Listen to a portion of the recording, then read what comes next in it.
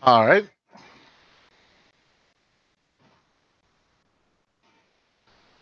The only one so far that's not here is Dakota.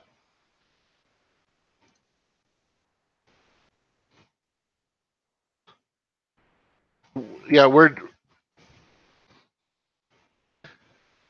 you can come to us. We're in Senjin Village right now. So we're gonna go to Senjin Village, then Razor, then along the way to Razor Hill, we'll hit the castle. We'll go to Razor Hill, then we'll continue on to Ogremar, and grab the flight. Like I said, there's different flight masters here. So if you see bats or Wervins or other things with wings, typically you'll see like a green exclamation point over top of their head. That's a flight point, and you can grab that. Yeah, or if you have your own.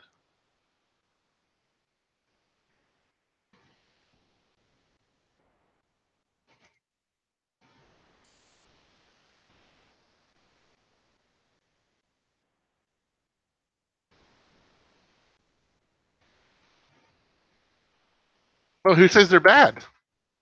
This expansion.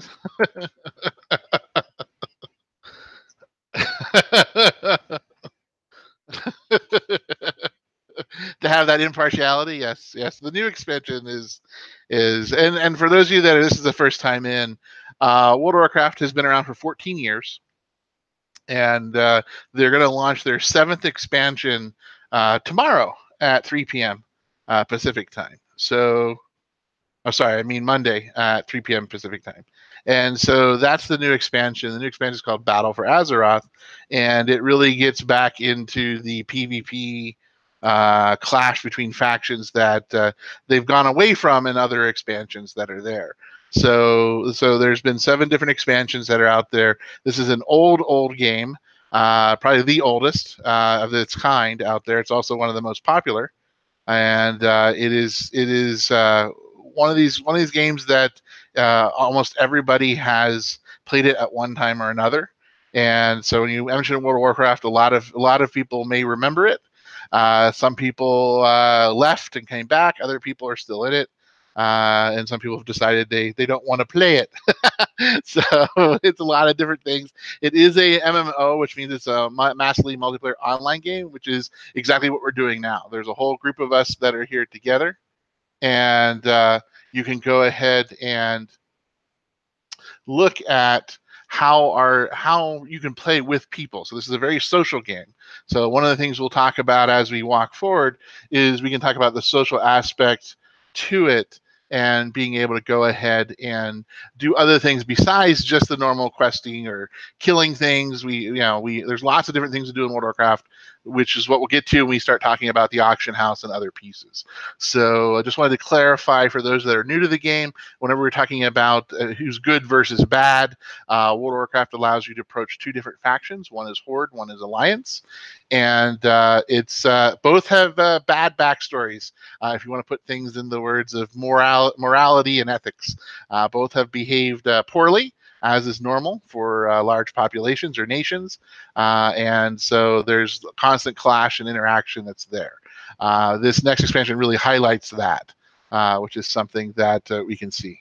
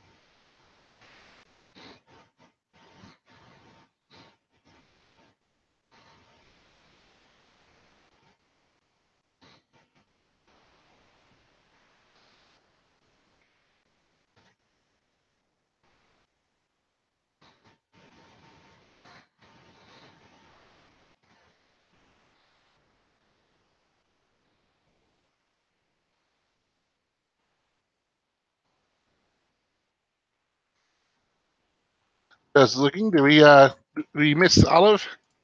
Or is I think Olive's still working on her. Oh, there she is. Yep. I'm in case you're wondering, this is the monk Zen flight form. So once you're old enough to fly, once you're high enough level to fly, once you're old enough,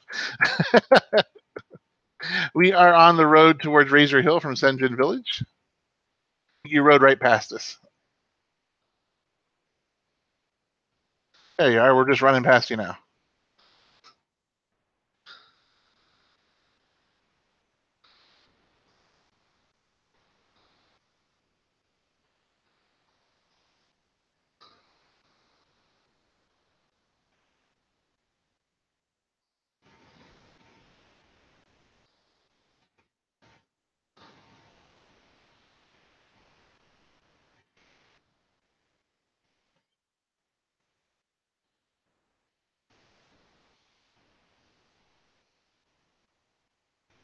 Oh, we're heading towards the castle.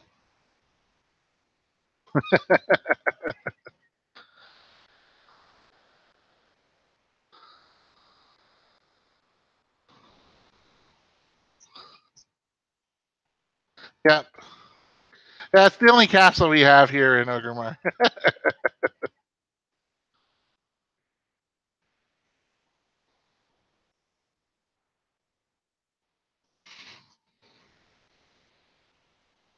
Yeah.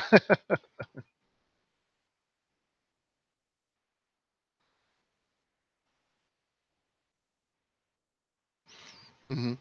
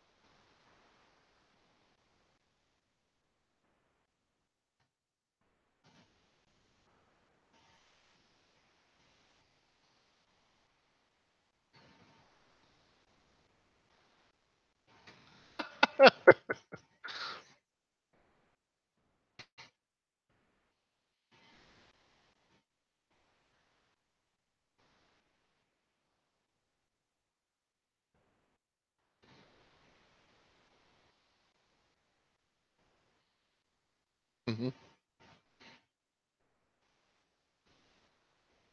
There's a mini boss up there.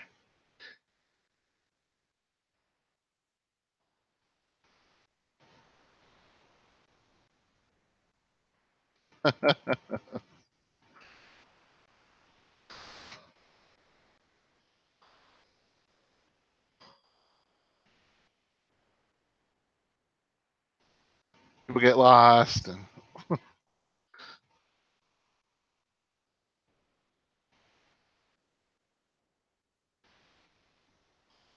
I also like the monk healing visuals. That makes it easy to follow. The big, yeah.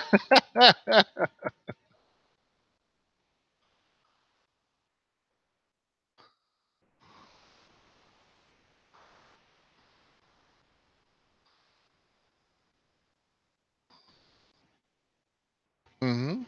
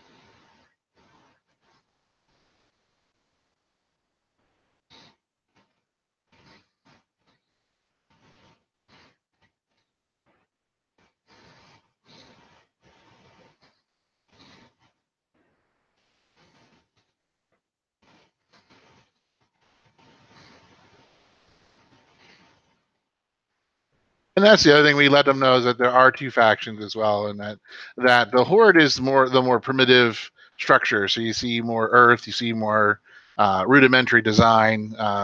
It's funny, we've had some students in before that had architecture backgrounds, and they commented about some of the differences between styles. And then of course you have the faction, or the alliance, which um, is the human oriented one. So it's typical races from fantasy. So human, dwarves, gnomes, elves, things like that. Or the stereotypical good races, as Dakota mentioned earlier.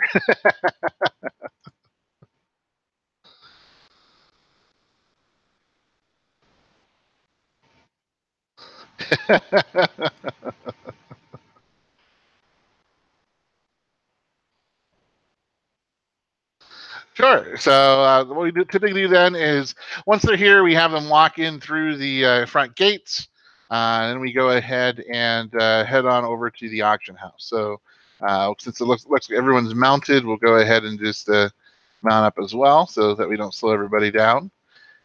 Then the other grand concourse here, and then just down over here is the auction house.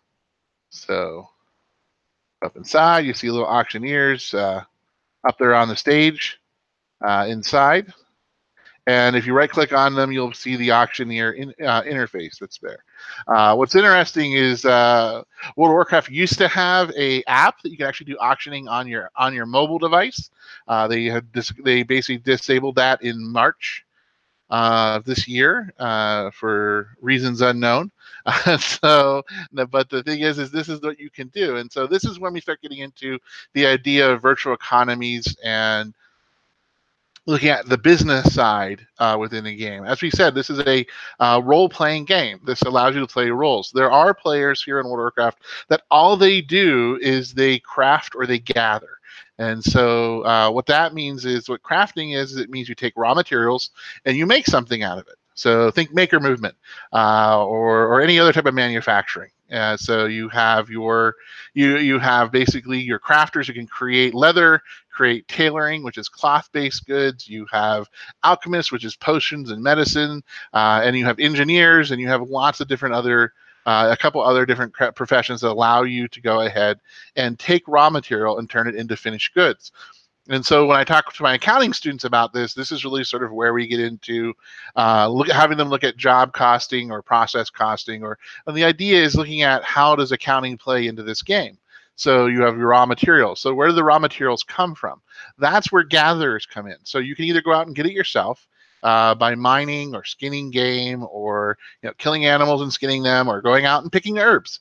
There are people in the game who have gone the totally pacifist route on both sides, Alliance and Horde, where they just go ahead and they've leveled all the way to max level by doing nothing but picking flowers and mining ore. So they've never killed anything. So there's lots of different things you can do.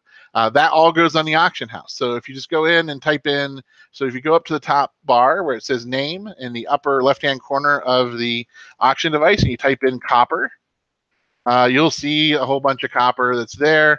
You can see all the different pieces. So when I talk about crafted goods, things that you see here, you see there's plans. If you just keep scrolling down, you'll see there's woven rings. You see there's copper bars. If you go back up to the search and then add ore, so now it says copper ore, then you'll get to the raw materials. And so this is what people go out and gather.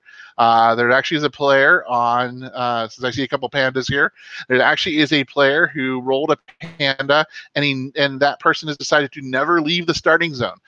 They are max level, and they reach that way doing nothing but mining copper and picking flowers out in the starting zone. They've never picked a faction, so they're still factionless and neutral.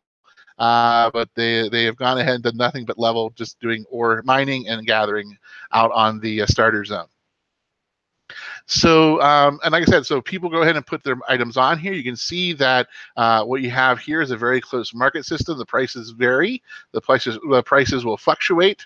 There's lots of different tools that people use to try to make sure they're pricing it appropriately. This does have a lot of the aspects of a mercantile market. It's not a complete market that most of us are used to, but it does allow people, it has buyers and sellers, there is competition. You do have people who try to corner the market on certain goods. You can get into price bidding wars as you're trying to put your materials on the market. And people have a decision to make. They can either go for gathering, which is just providing the raw materials and doing a commodities market, where they're just going ahead and they're doing whatever the market forces bear, or they're looking at the prices, and when they see prices spike in one area, they go out and collect that ore and come back and put it back on the market, and they rush to do that before someone else comes and drives the price down, because it's all about supply and demand. And so that's what you see a lot of here in the market. And this is a really cool aspect for any level of business. What I've done in the past is I've had both business students and accounting students create business plans. So they treat World of Warcraft as an entrepreneurial simulation, where they research the different professions that are out there. They look at they use the different tools that are out there to analyze the markets and determine where the opportunity exists, and then they come up with a quick business plan, and then they spend 4 weeks in World of Warcraft executing that business plan. And then we have them reflect on and say, what did they learn? What do they wish that now that they have been more experienced in the market, what do they know now? What would they try again if they did this again? And what worked for them, what didn't work for them? So we have them go ahead and do that reflection on their experience, and we talk about it. And this is a lot cheaper than trying to have them start their own business. They learn about marketing, because there's a variety of different channels on how you can sell your goods. You can either sell it to the auction house like this, or you can go ahead and send it on Trade Chat. And Trade Chat is a channel that's out there that sometimes there's not much trade going on in Trade Chat, but it is something that's out there that you can go ahead and use to go ahead and generate income or generate different services. So really, Trade Chat's where you see a lot of the service side. So auction houses typically a lot of the manufacturing related type of stuff. So raw materials, or crafters are buying it from gatherers. They're using that. They're creating it with other materials to create a piece of armor or a weapon or something of value, and they're putting that back on the auction house to sell, or they're using it themselves. You then also have people providing services. So kind of what we did when we were running the lower levels up towards Ogremar, that is one area of service that's out there. So students could also choose to be service providers, which is they have more powerful tombs to help less powerful tombs accomplish different things. And so sometimes it's an exchange of in-game gold. Sometimes it is, okay, we agree that you can have this many items, we keep the rest. And so you see these what are called power runs that are out there. And you see that a lot actually at the higher level. Whenever you have, especially whenever there are specialty mounts for reaching a certain level of what's called rating, that can be sold as a service. And so you see that where people use in-game currency to purchase basically an escorted trip to go get achievements or get things like that. So there's a wide variety of business and commerce that occurs in World of Warcraft that has absolutely that doesn't really have a whole lot to do with the game itself. A lot of these crafters and gatherers, they only go out and they do the questing and the killing of things and things like that, either to gather needed materials that they need, or because they're just trying to level up to make sure they're able to access all of the possible recipes that are available to them. So there's lots of different ways for you to go ahead and generate income in a game like this. Now, when I say words income, a lot of times my students will ask me about, well, can I make US dollars on this? And the answer to that is that's against terms of service. So there's only one way you can exchange real money for game gold, and that is through the World of Warcraft token system. And you can do that, and that is legal, and that's a way for you to purchase using, it's basically $20 will buy you a various amount of gold. So I think right now it's about $215, I think is what the current amount is. You can actually check it by going down here on the, if you have the auction house still open, if you go down to the very bottom, you'll see a little blue bar that says WoW token at the bottom. If you click on that, it'll say, it'll give you different things. You can shop. You say, you can say, I need gold. That'll take you to the shop. If you want to buy on the auction house, you can see it's there as well. So WoW tokens are part of it. You can see here, once you close that little pop-up screen, right now a WoW token is selling for 182,000 gold. So that's been a change. This is something that's happened over the last about 3 years now. And it's interesting. It's players can now use the gold they generate in the game to pay for their game time. So you have a lot of the crafters, people who focused on the commerce side, now have like 1,000,000 gold. So now they can use that to purchase a month's worth of playtime. And the same thing goes for the other side, which is you have casual gamers who are always gold short because they don't have the time to go ahead and spend the time generating all the gold that used to have to do. Now they can go ahead and for $20 they can get a big chunk of gold. So that's out there, and the reason for that is what was called gold farming, and it's considered a negative thing to gold farm. And what that was is that's different than accumulating wealth. Gold farming is that you're simply going out and you're getting gold, in-game gold, so that way you can turn around and sell it for cash through an out-of-game exchange, or sort of a similar black market or gray market that's out there. Again, that is against the terms of service. If you get caught up in that, you will get banned from the game. And so it is something that World of Warcraft takes very seriously, and it's something that we talk to their students about what happens whenever you cut corners. What happens, what's the ethics of gold farming?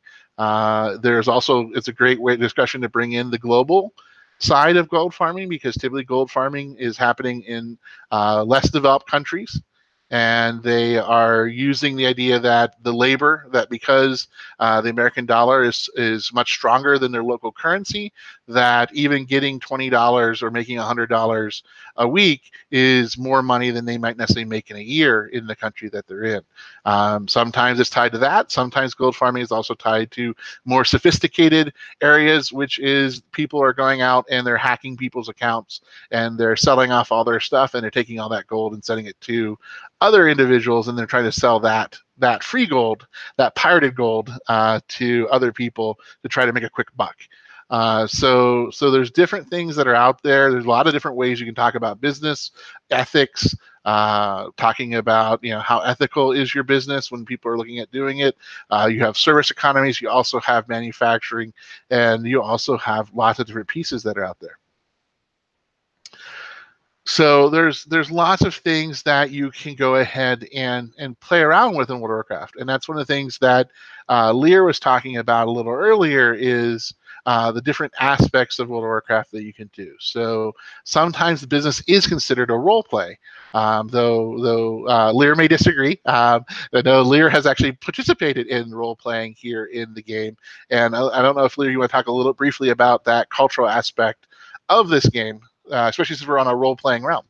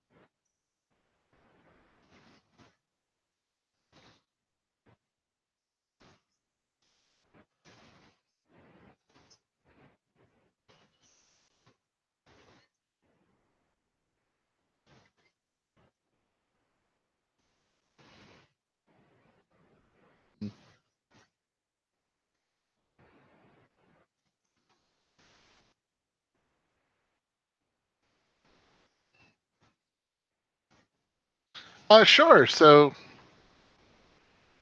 the next thing we're going to do is we're going to go ahead and we're going to go visit a dungeon instances. So there's a dungeon here called Ragefire Chasm. Is here in Ogremar, and the fun thing about it is that uh, both factions have access to it. So it's kind of fun to um, see that sometimes you'll see alliance players will show up. They'll fly into Ogremar, and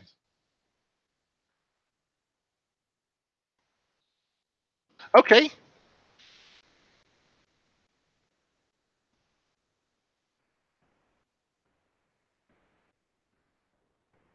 Yes, sure. Come down to the Scar. Come down into the Scar, and then we will go ahead and meet him there, just outside the entrance to the Ragefire Chasm.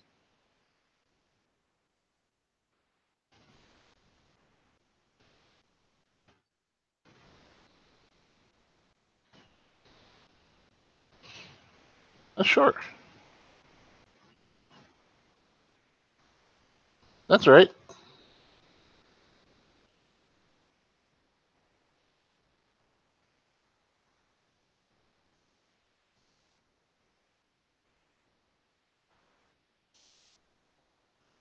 There you go.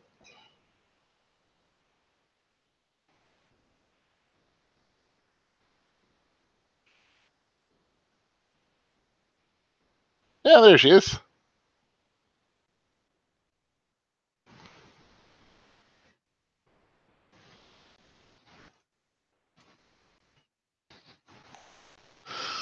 Exactly.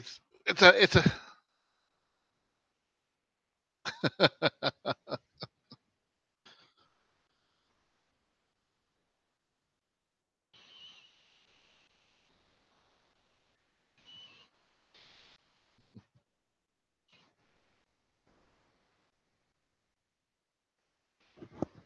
not in a dungeon. It would be a raid.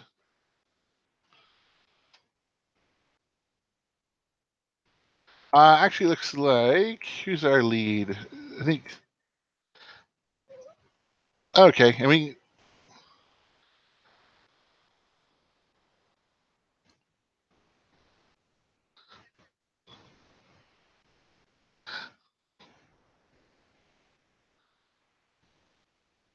well, I don't think you can go in. Quite honestly, there's no.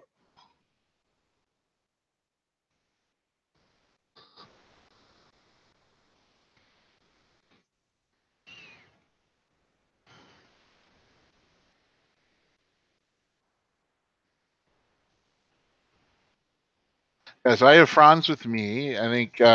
Is there anybody, Thunder? Is there anybody in your group that is new?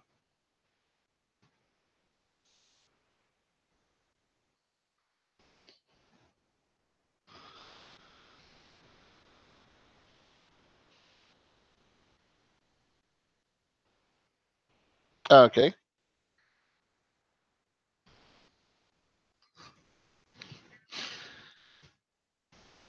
Yeah, if you're not, if you once you get Ascension,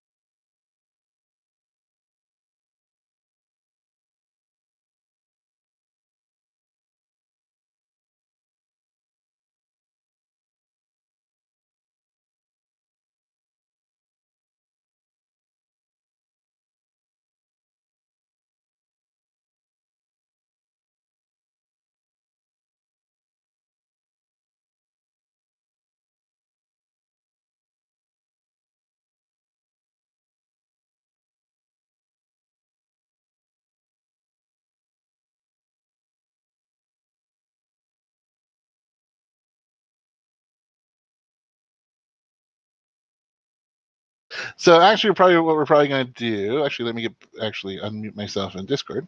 So what you want to do is we'll go ahead and actually we'll head down towards Ratchet, so people can take the boat to Booty Bay. It's just that we have too many people to try to do a dungeon.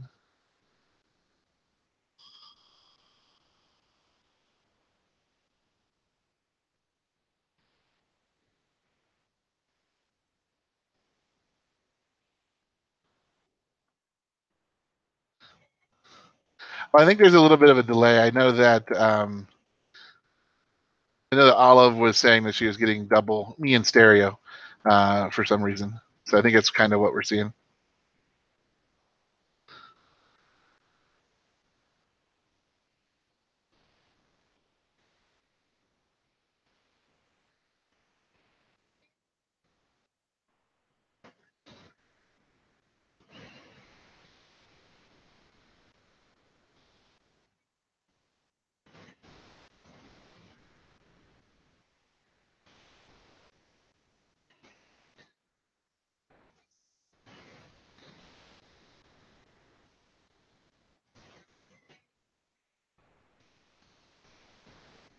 Okay, cool.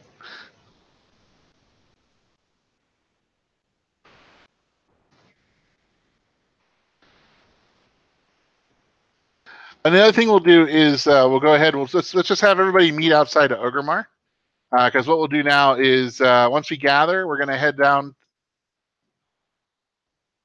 We're going to head down towards Ratchet, and why we do that, Kay is going to talk a little bit about more. Has a little bit more substance to our presentation today. Why we do that. So we'll get everyone gathered here.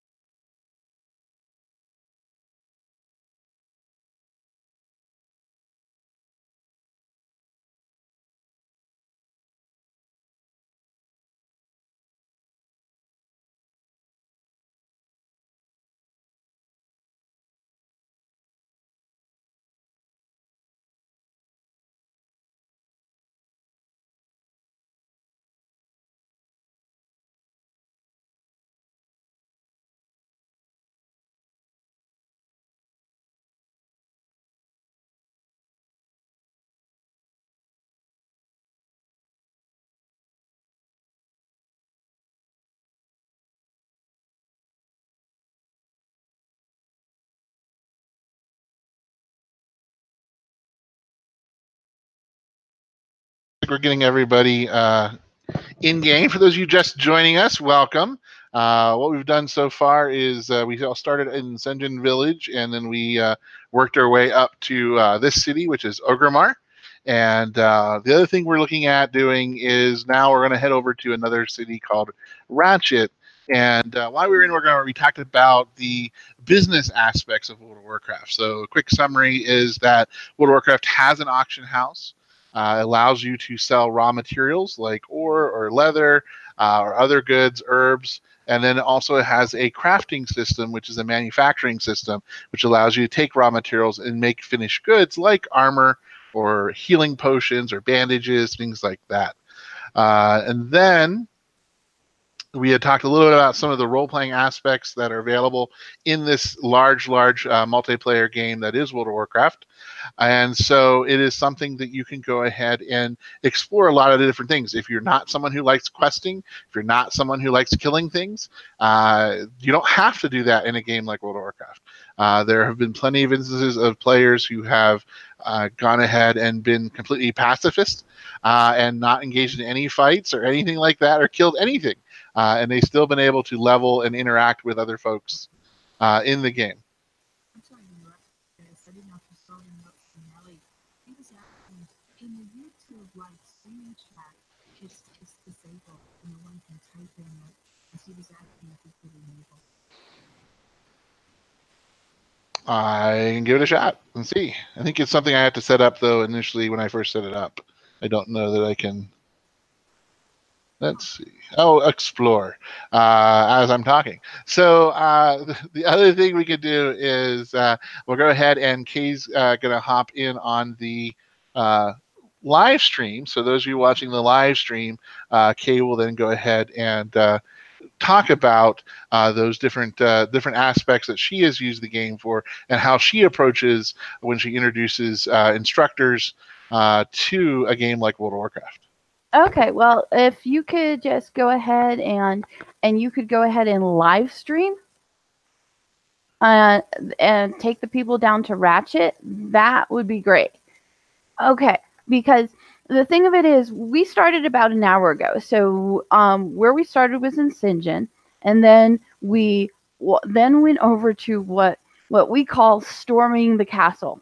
Because over in the lower level, there's a castle rune with a bunch of guards there. And what I would normally do would be I would take the class in there, we'd escort them over, take the class in there, and just let them try storming the castle, not giving them any instructions. If I had anybody who was an experienced WoW player, I would ask them to, while, it's totally fine to heal people, I would ask them to hang back and let people get the experience without somebody jumping in to go ahead and protect them, because I just want them to go ahead and get that feel of what the game is like there. So I'd have them do that. Then we would come into Orgrimmar. If I had time, break them into groups. I'd get an idea of what the different levels were of the different people playing. And then we'd go in Orgrimmar, there is an easily accessible dungeon. And that dungeon is called Ragefire Chasm. And so I'd have them go and play in there. I wouldn't necessarily, depending on the amount of time I had, I'd either debrief them after that, or I would go ahead and let them go ahead into the online discussion and discuss that. Now, the things that I'm looking for, and I have them discuss, is actually learning theory. So the learning theory that I have them discuss is they start out with social constructivism. And social constructivism, and I see some people are saying if I'm talking, and yes, I am talking. So here's the thing of it is, Matt, someone might want to, yeah, it's me talking. Okay, so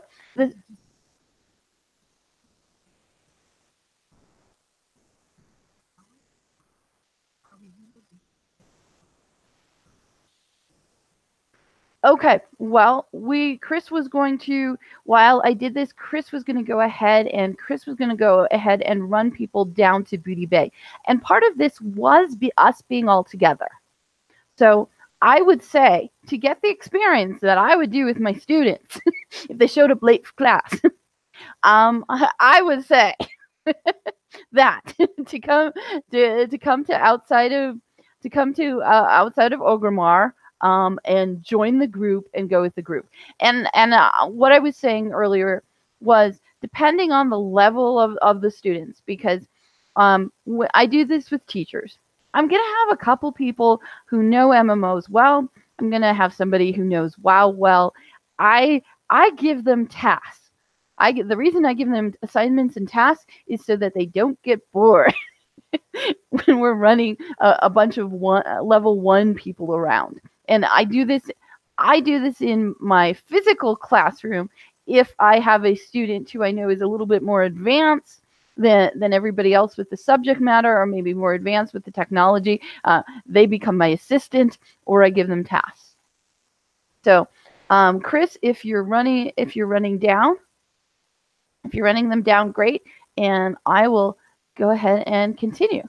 But okay, we'll go ahead and we'll start heading towards Ratchet for those of us outside of Orgrimmar. Looks like we have a couple with us, so we'll start heading that way.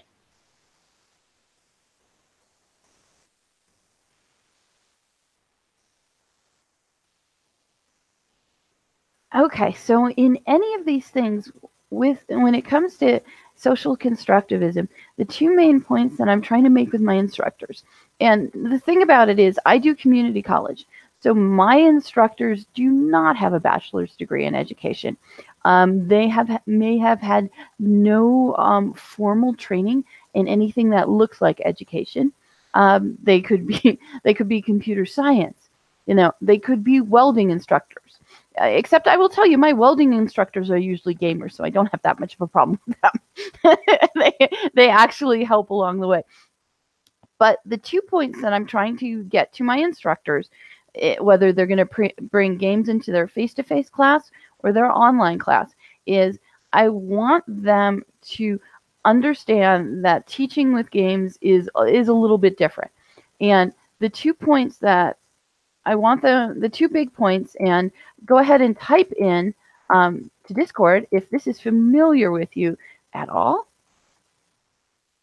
I want them to leave knowing what the zone of proximal development is, and knowing what the more knowledgeable other is, and how you teach if you're using the lens of social constructivism. And if you're using the lens of social constructivism, which basically is that you're making meaning based on what the student and the other learners around them are experiencing.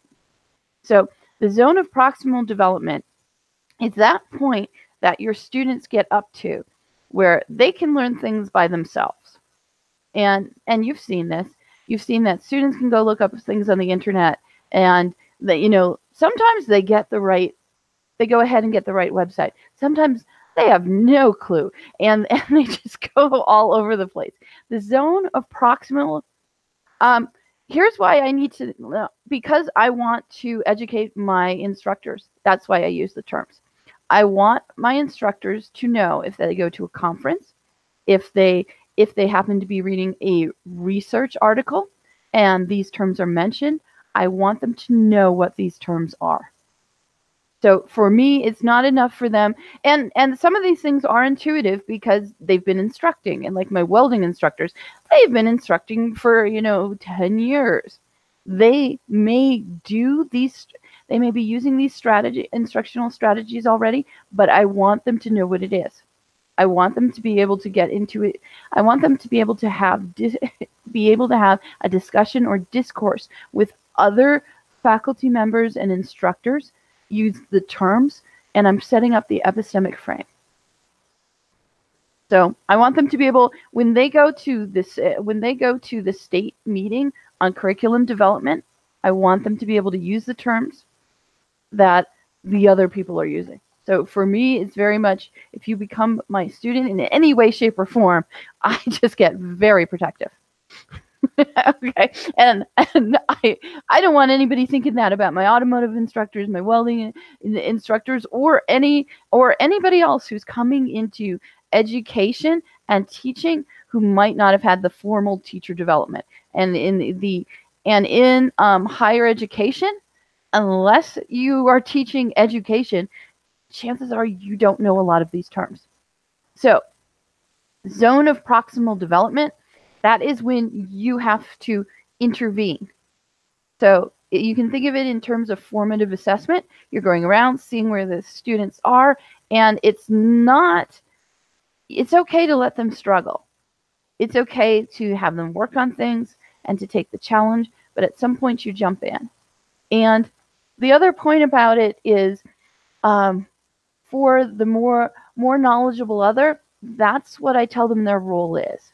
That they're not the sage on the stage, they're the more knowledgeable other.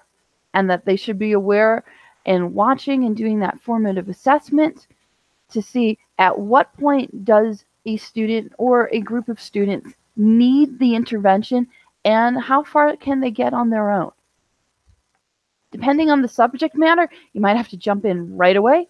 If it's for the students that and the teachers I deal with, if it's one of our not our level 100 classes or level 200 classes, that will be that it'll take long. It'll take longer. You won't need to jump in all the time. But the one thing about teaching game-based learning is that's really your role with game-based learning. In game-based learning, it's see how far your students can get and then come in. And the other thing to be aware of in your classes, if you're doing game-based learning, peer help is absolutely great, but you're also going to pay some attention to make sure, just like you would if there was one student answering all the questions, make sure that there isn't a student who is jumping in to offer help when students should still be trying to figure things out. I can tell you with game-based learning, that's why if I have students who are good at it, I give them roles and I let them know about that. So the other thing for when it comes to learning theory, the two that let me put all of this on here at once. At my college, we are focusing on student metacognition. So students figuring out what they know, what they don't know, and figuring out what's the easiest way for them to, how are they going to assess themselves? How are they going to test themselves, self-testing? We have we have a focus on that. We also talk a lot, especially in the career technical education, we talk a lot about social metacognition. And this means being in a team or in a group, and the group figuring out who knows how to do what are people's strengths and weaknesses.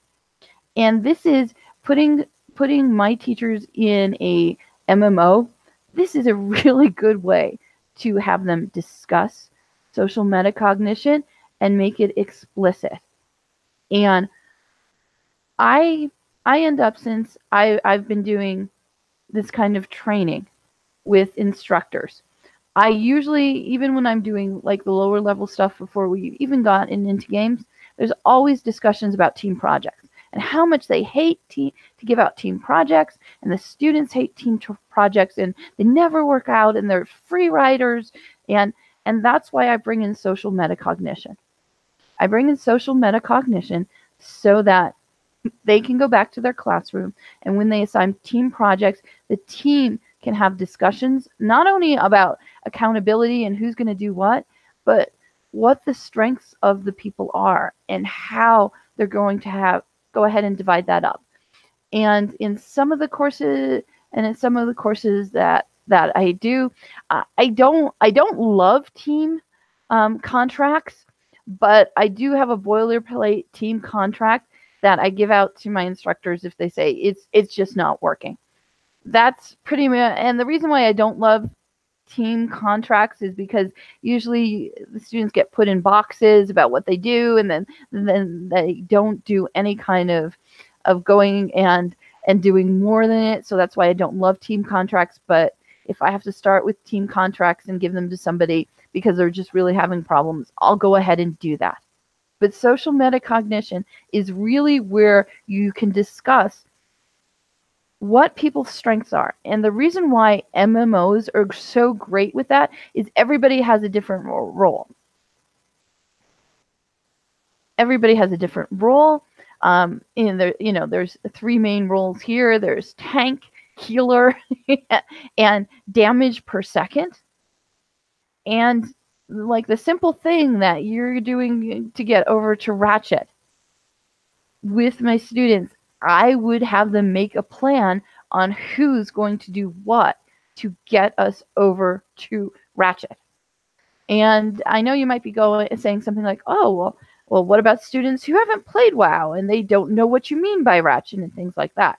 That's when we get into the next part of it. And this part plays a lot with us at my college because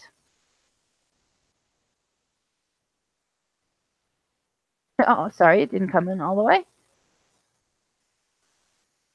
Okay, is the metagame. And this is a term that might be familiar to some gamers. A lot of gamers will know this implicitly, even if they haven't been calling it this. But the metagame is all the information that is shared outside the game. And at my college, I'm the information and technology mentor. So me teaching my instructors to look for the metagame, whether it's here for a game, whether to look for all the info, if it's an event for their students, to look for all the information. We have a lot of discussions about the metagame.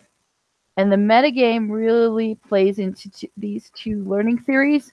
And I will tell you, for my instructors, because I teach at the community college level, we don't talk that much about connected learning because connected learning, most of the research has been done in K through 12. So instead what we talk about, and because I am in an online learning department, we talk about connectivism and where can students go to get reliable information, and also the acknowledgement that the information they get today might not be the same as the information they get tomorrow. So we also go ahead and use MMOs as an example of how do you go ahead and look at the metagame. And when it comes to my students who are teachers who are just learning about this, if they have to figure out how to get from Orgrimmar to Ratchet, they have to start Googling. They have to figure out, well, where is Ratchet? Okay, what's in Ratchet? How do I get there? Is there a map that can help me get there? What is there that, along the way? How are we going to get all these level 1s or 5s or 10s to Ratchet when it's, you're at least hitting levels 11 or 8 along the way? And I use the metagame so that they can then go ahead and go over and think about, well, what kind of resources other than the textbook and besides what's in the LMS, what other resources, credible resources, can the students use to do any kind of project? So that's where we get into the discussion of connectivism. Like I said, connectivism works really well for adult students. If you're going to be talking K through 12, it's connected learning does better. And last but not least, and this is something I have to talk about because it happens in games and it happens on the internet. What we end up talking about is that games and the internet can be a chilly climate for women. And because I do online learning, We also have some talks about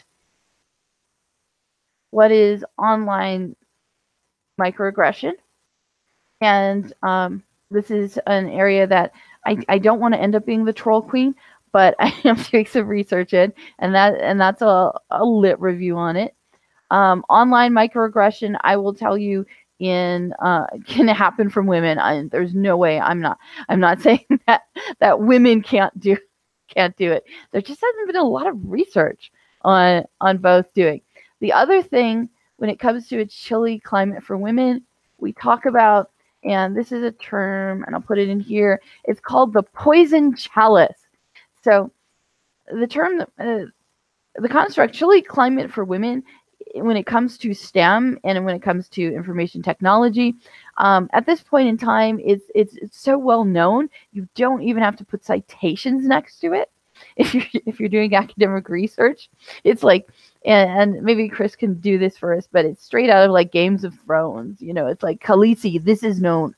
Okay, so now there are corrections happening for that, and there's research. Yeah, Chris, I know. But there's correction, and Chris, you can do the voice if you want to for that one. You're like, Khaleesi, it is known. Yes, exactly. So there's corrections for it, but there's some problems with that too, and it's called the poison chalice.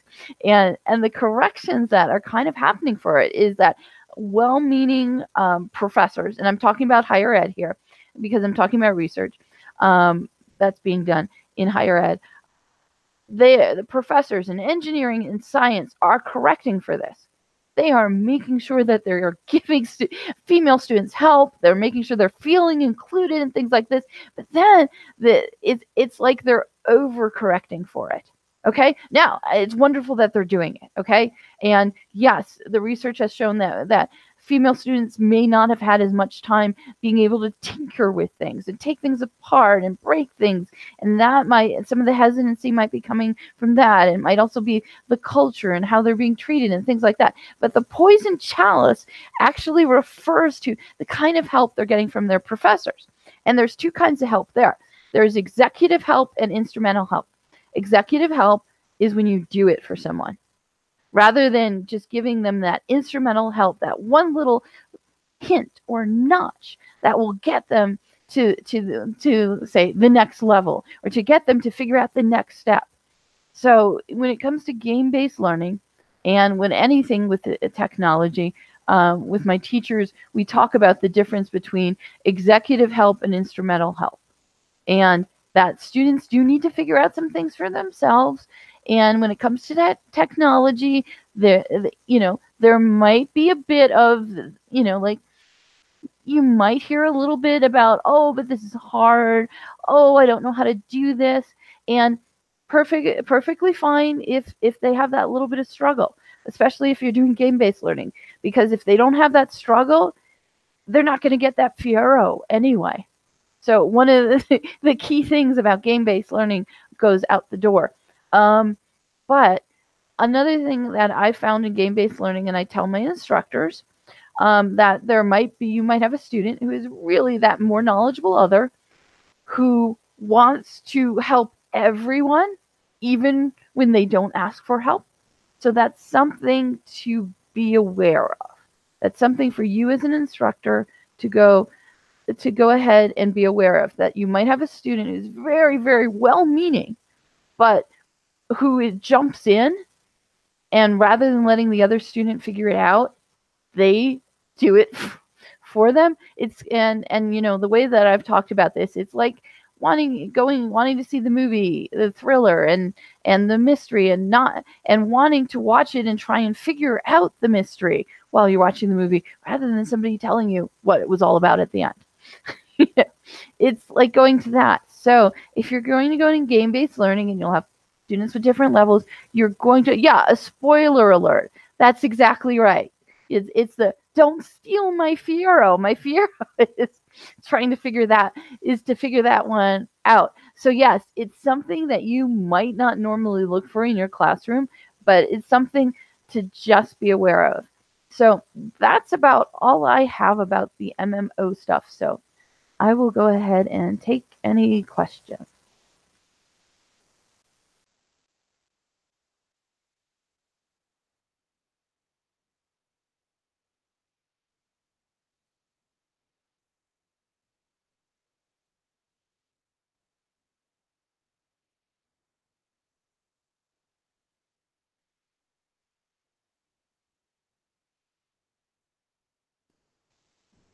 Also, we can put them below the YouTube. Oh, yeah.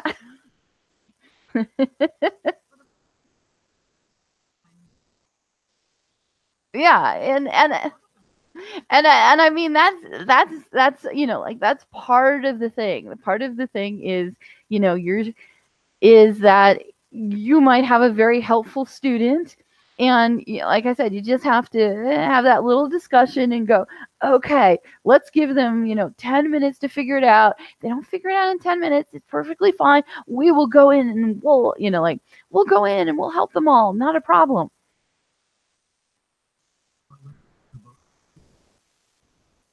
Yeah. And I mean, I will also say that women see that a lot in games. Just be aware of that. I've played mainly in guilds where there were strong women players, but if you're playing in MMOs, you never know what you're going to get. So, anything else? Because that's all I had. So I would give it back to Chris and Lear.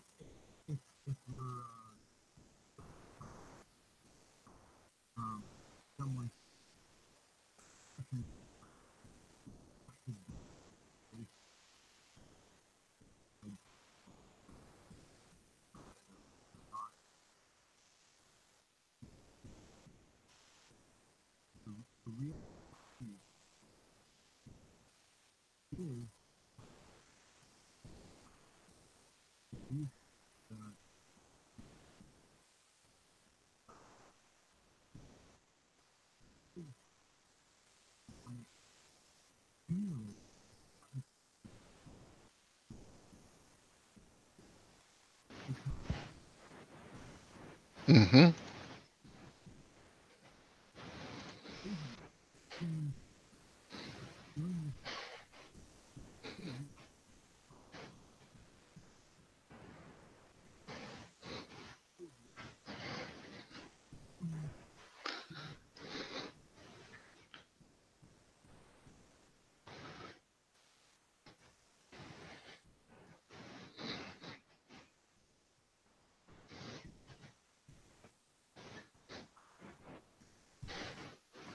Exactly, and that's it's that social stickiness is what keeps people coming back to games like World of Warcraft. It's also one of the big things you see in really good and really well created game based learning classes is that there is that social component where students can not only are they learning, but there's also that socialized activity piece to it that facilitates that. Um,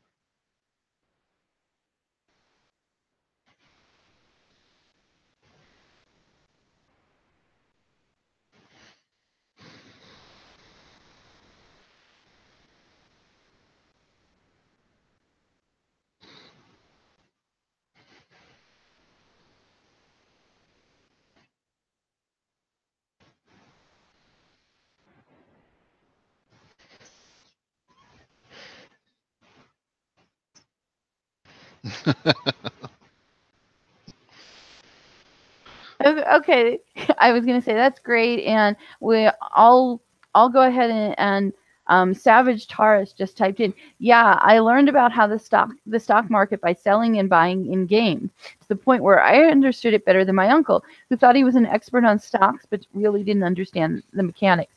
And I will tell you, when we present at conferences, we all the student workers from the conference usually find us, and that statement that Savage just did is almost the exact statement we've had from student workers who were at the teachers conference, who were helping in different things, and because we were presenting on World of Warcraft, they they went ahead and they decided that they would go ahead and they asked to come to our presentation. I will tell you in the class, and I work with an anthropology professor a lot. She does anthropology, she does Chicano studies. It's a great place for us to do virtual worlds, like we have a Dia de los Muertos build, and also to do games. And the students, when we get to the portion of the class that I get embedded in, that I come into the class to talk about games, and we do games and culture. And she teaches an anthropology of folklore class too, so games comes in that too, because of all the folklore and all the myths. I mean, they might be twisted a little bit, but all the myths and fairy tales and folklore that goes into like World of Warcraft and some of the other games, the archetypes are always there. The students hang out after the class is done and just keep talking. So the point we didn't bring out is that with your students, it might be really it might be really great to, you know, like have a little extra time so that they can continue talking. And what Dakota said about these spaces, the other thing, the reason why I show these spaces to my instructors is because I want them to know that there's more than the learning management system. It's David Wiley who wrote about the learning management systems we used in most of our classes look the same way that they could have been looked in 1995. And that's correct. So I like to show them games and virtual worlds so that they can see what a really robust learning environment is actually possible out there, and not just text boxes. Oh, text boxes. Sure. Yeah, go ahead. Oh, no.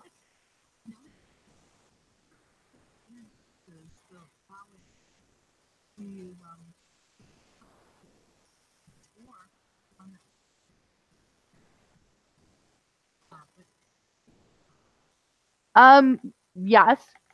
and that's how we started it.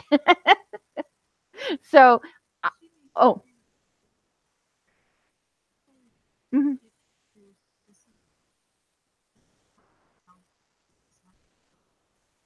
Oh my gosh, yeah.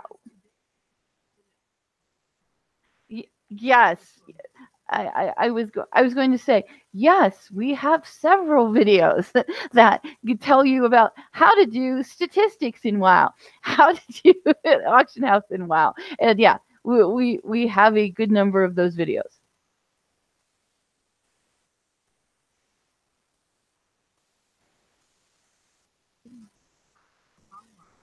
Mm-hmm. Yeah.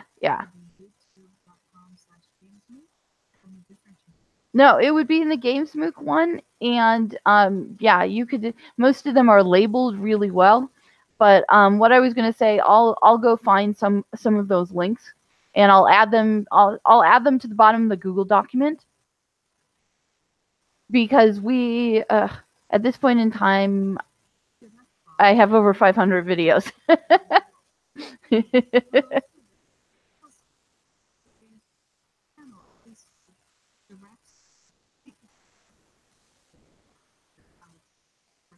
Yeah. Yeah. Mm-hmm.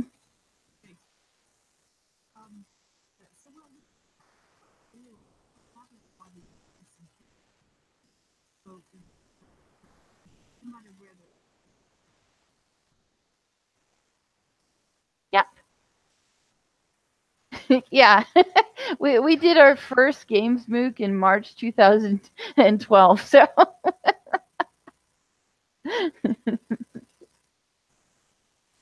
and no, I don't have a specific video for today.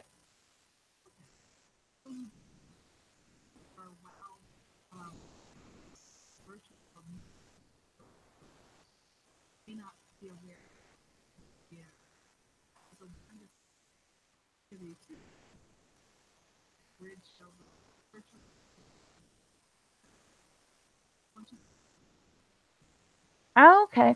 Well, I got an assignment at my college from 2012 through 2014 to create MOOCs for game-based learning. So I did 5 of them. They were 5. They were 5 weeks each, and one of them focused on World of Warcraft.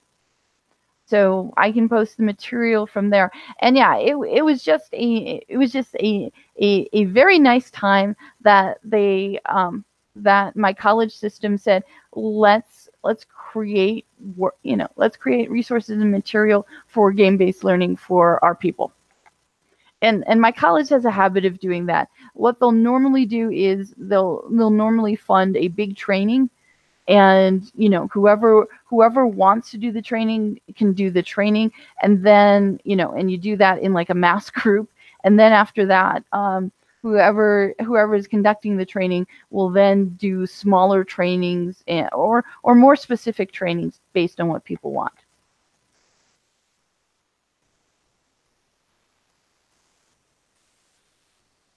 Nellie was asked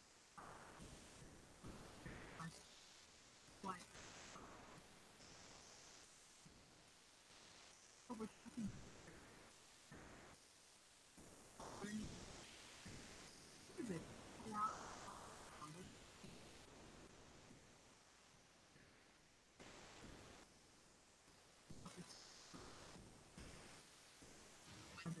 you like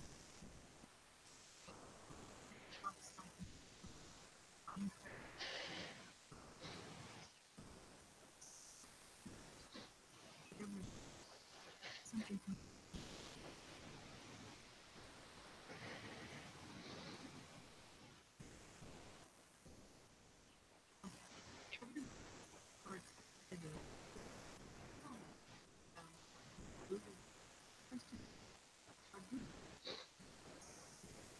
Google Docs. And so what we do is when we get all we'll put them in the MOOC course too. I didn't know if you wanted them in the area.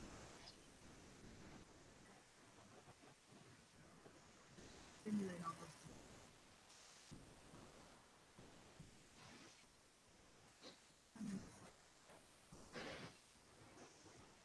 content.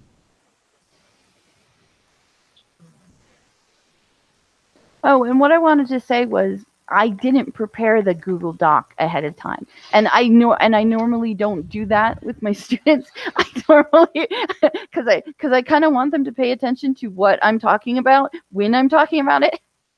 So, normally if I do a presentation or something like that, I will put the specific material out as I'm talking about it. Yeah. And the other thing that I probably just put on there, and I put a link to the games MOOC, and we did the games MOOC because we really wanted to focus on the metagame. We wanted them to know what the metagame looked like. So we used a guild site, and that's what the games MOOC is. And then I just put up another shifter for a guild, for an education guild.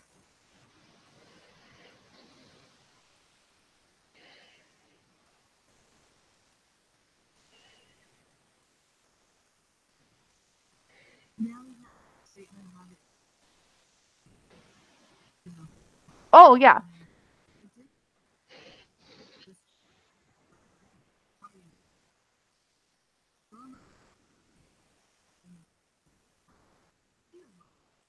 content. You look at probably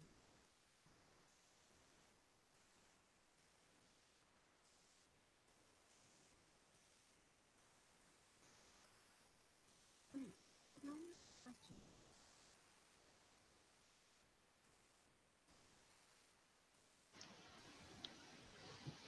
Well, I know that one of the things that we had people ask questions about was sort of talking about the tour, and that there was we had done a tour earlier, but for those of you that did not get to see the earlier tour, are there specific questions that you have about the environment that you'd like us to show you while you're here on the live stream?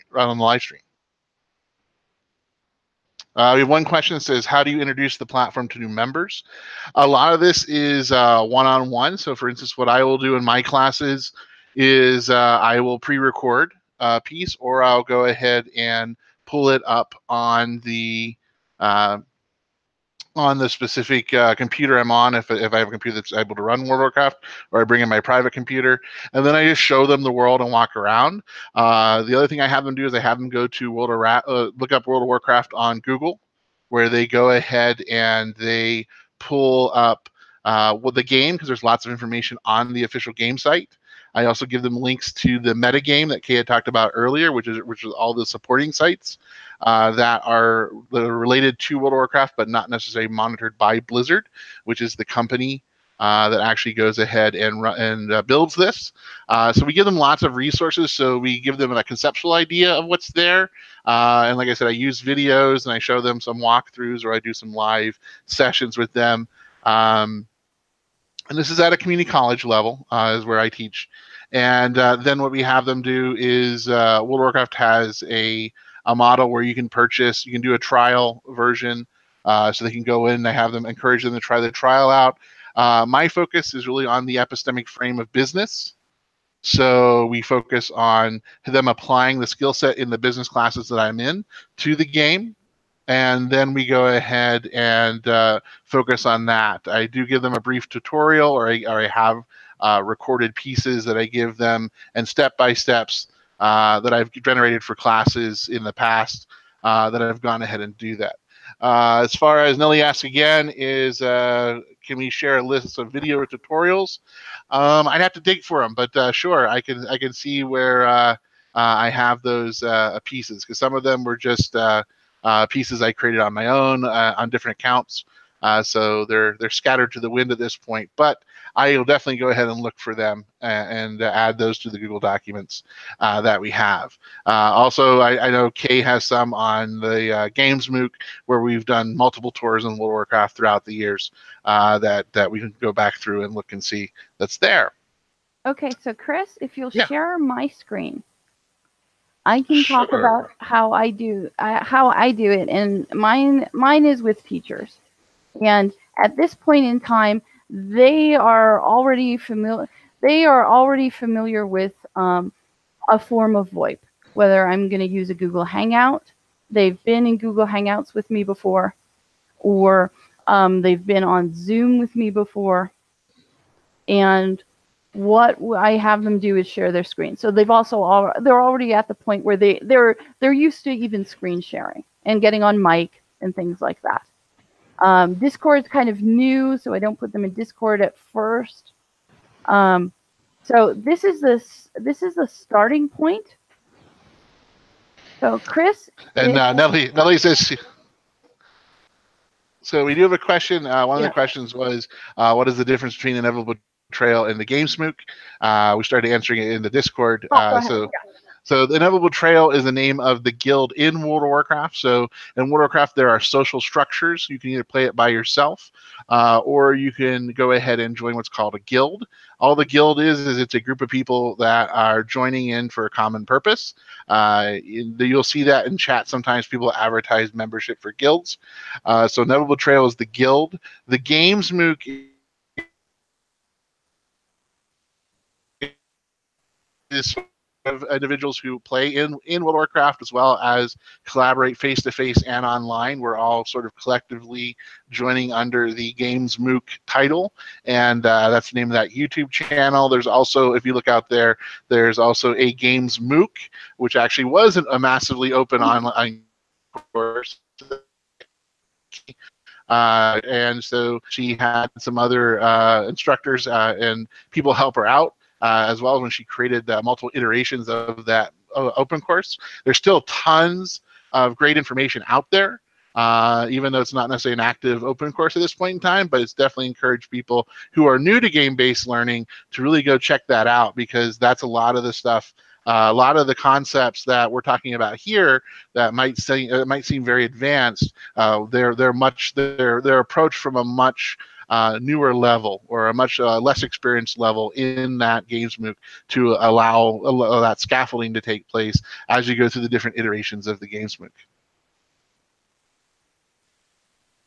Okay. Well, yeah. So Chris covered that. So what I was going to say was, yes, if I start out, they've already been doing, we even do tech treks that jump from technology to technology. So they already know what VoIP is, VoIP, and I make them know it. Again, so some fast talking IT person can't say it and run anything past them. So we're usually on Google Hangout or on Zoom. So they would all get in there and we'd all be here on the same time. And this is a methodology we actually developed with when we were doing our MOOC, our games MOOC. We would have people we would get everybody on Google Hangout. Okay, so this is a starting point. And you might have just seen Flamekeeper Smork jumping up and down. Okay, so if you make an orc, this is where you end up for your level 1 orc. Okay, so I would get, when I do it, I get them here, and this is a starting area. Nothing can hurt you that bad. So I have them do a couple of the quests, and then we run out. So I'm gonna do this quickly. I'm gonna fly, just because you don't have to go through you don't have to go through the whole experience of it. But actually having everybody learn how to move makes a big difference. And those things like, metacognition, what do you know, what do you don't know? We discussed that. Social metacognition, who in the group knows what they're doing?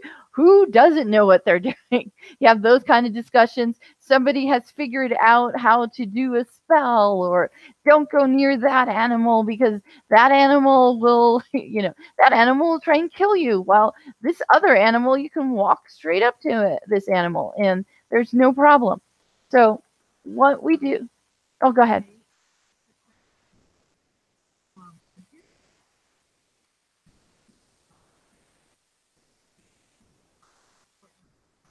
Hmm.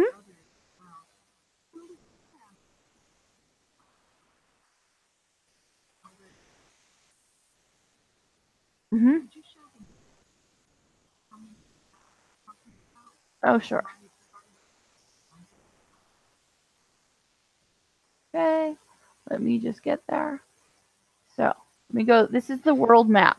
Okay, so this is where we are, right down on this corner. And this is Duratar.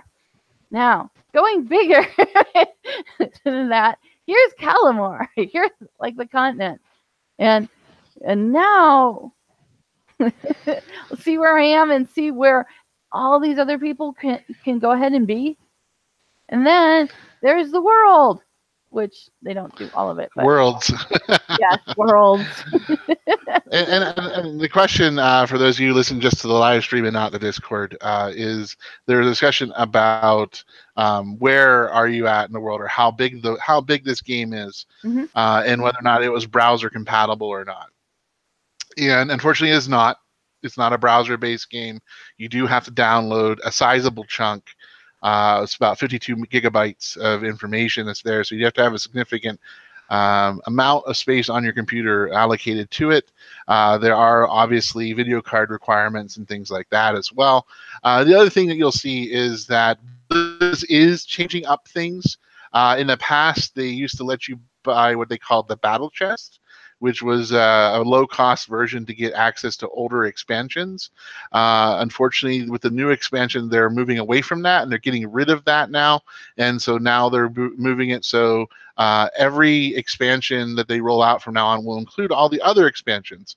For those for those players that are new to World of Warcraft. So what that means is they're taking on a more of a Guild Wars 2 model, or a Guild Wars model, where you go ahead and you pay a starting fee. So in Guild Wars, for those of you that played Guild Wars, it was you go ahead and you pay for the licensing for that one computer. But the difference between Guild Wars and a game like World of Warcraft is there is a monthly subscription model to it. So there is a monthly fee that you pay to keep subscribing to World of Warcraft to continue playing it. That's there. It's not one of those games that you can just purchase the game and then you have that content forever. Unfortunately, the content actually comes from you subscribing it. So there's two separate fee structures for World of Warcraft. What we used to do with our students is we used to have them buy the $20 version of the chest because we only wanted them to use the vanilla WoW portion because there's no reason for them to get into the expansion. And now, if we choose to move it forward, it's something to be aware of, is that they're going to be paying the $60 for the newest expansion that's there, as opposed to giving you different points of entry. Let's see some other questions we had. Olive Tree has a question about what to do with the videos and materials used for learning. Could you explain?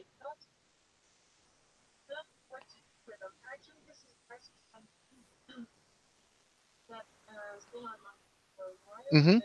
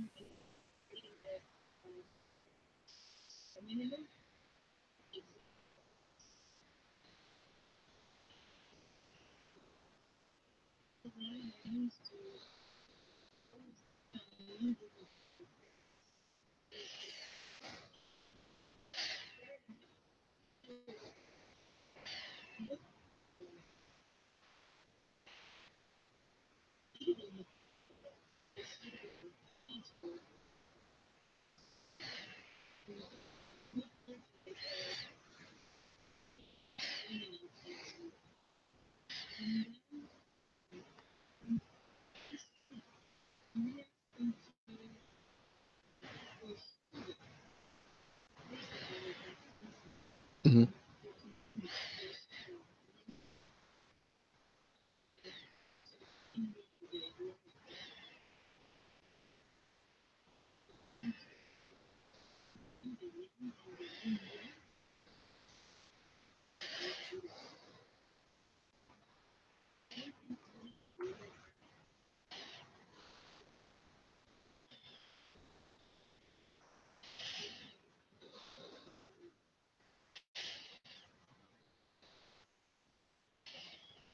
Thank you. For those of you that are on the live stream only, Olive Tree was talking about how she actually uses the videos and provides those resources, as well as directing people to other resources out on the web. And that's something we definitely encourage everyone to do. That's one of the reasons why the group of us started creating. We sort of centralized on the games MOOC, and so really what the focus is.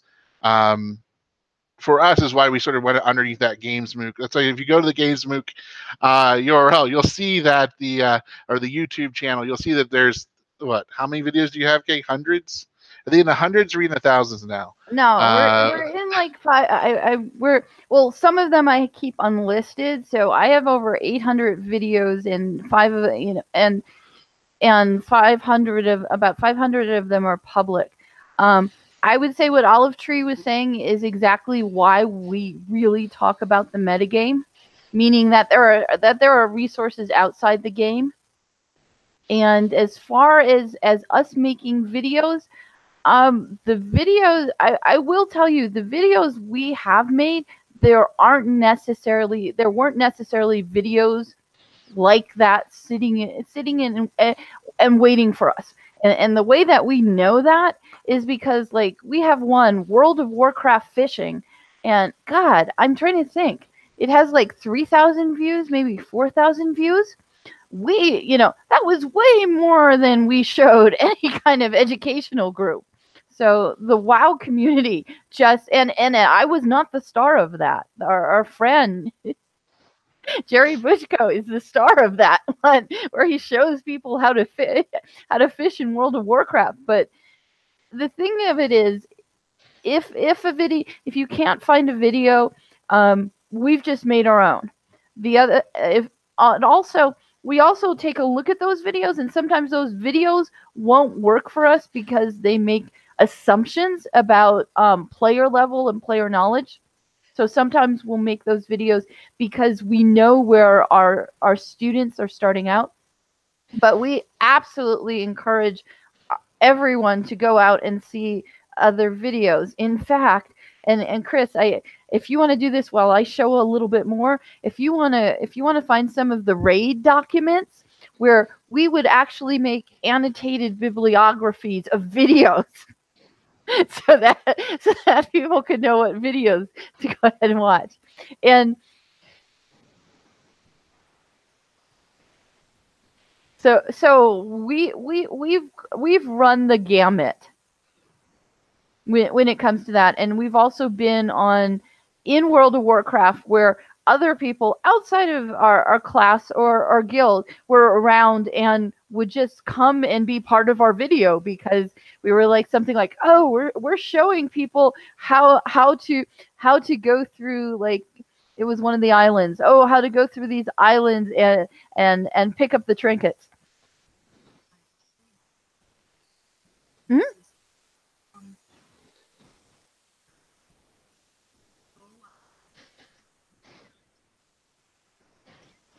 Mhm.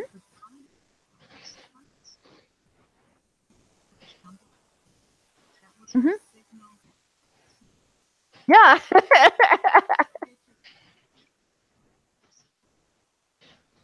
Sure.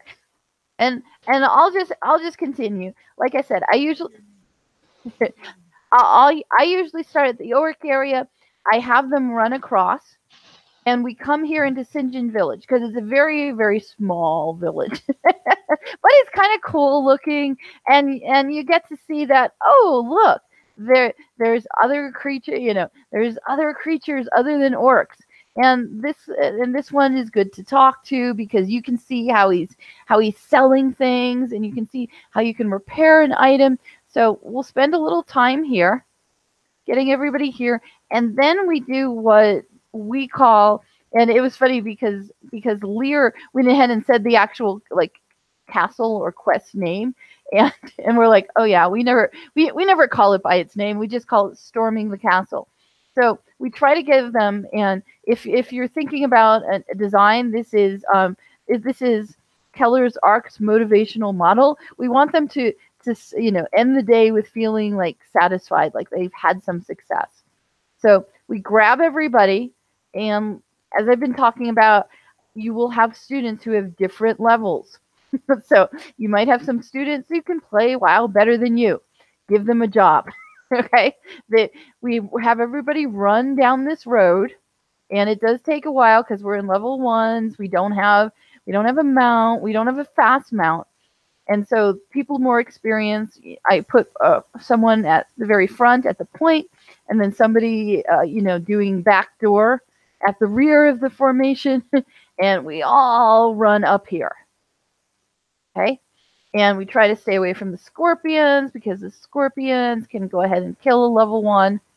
The boars won't bother you, but the scorpions will. So we come over to here, which is this destroyed looking castle, and we have some of our people go ahead and take care of the scorpions, and then people learn about looting, and then we run into here.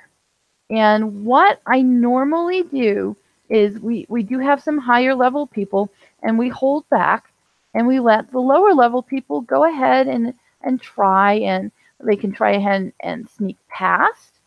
They can go ahead and try and confront, but we have everybody go through here. And I will tell you, it is really messy, and people die, and I'm okay with that because I want them to go ahead and see what it's like. So coming through here, I won't even have to touch him because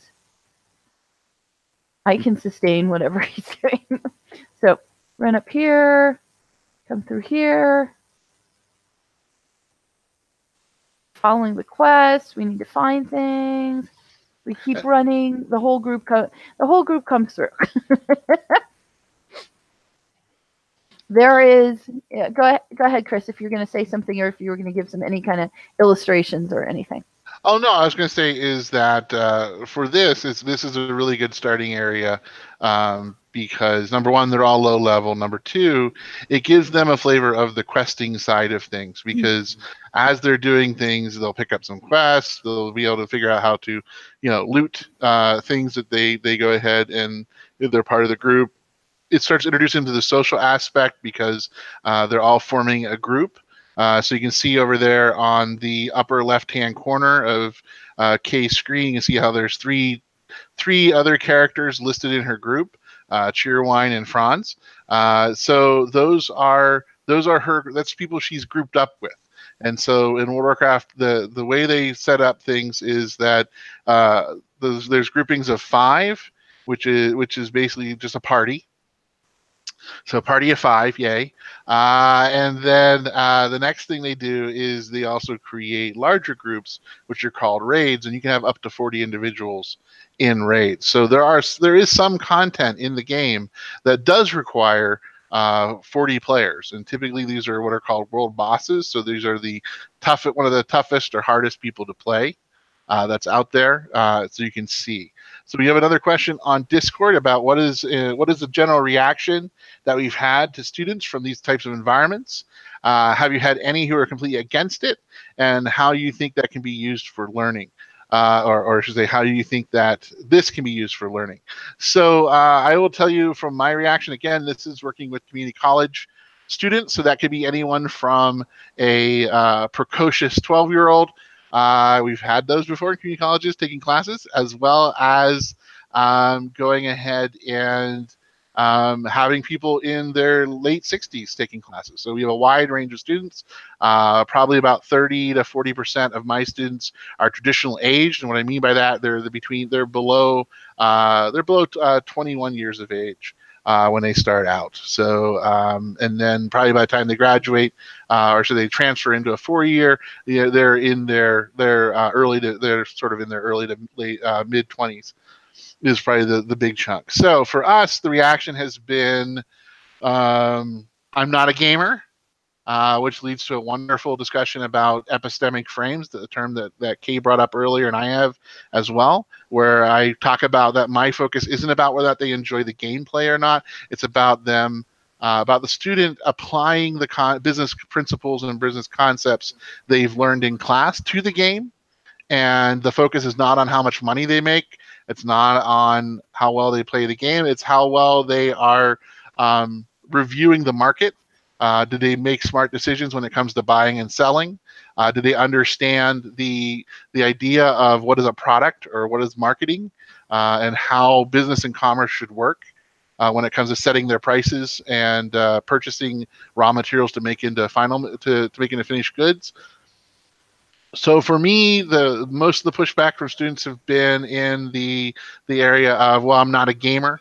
The other piece I would say is a lot of students are totally fine with it. They typically want to play a different game. So there's plenty of Guild Wars fans that are out there.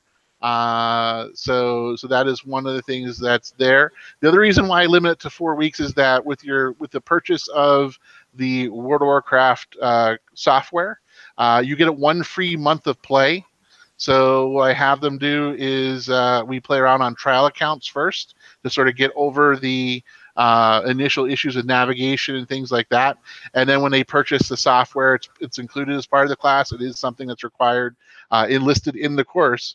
Then they go ahead and I tell them not to install it yet, not to activate their account until we're ready to go ahead and do the simulation portion of the assignment.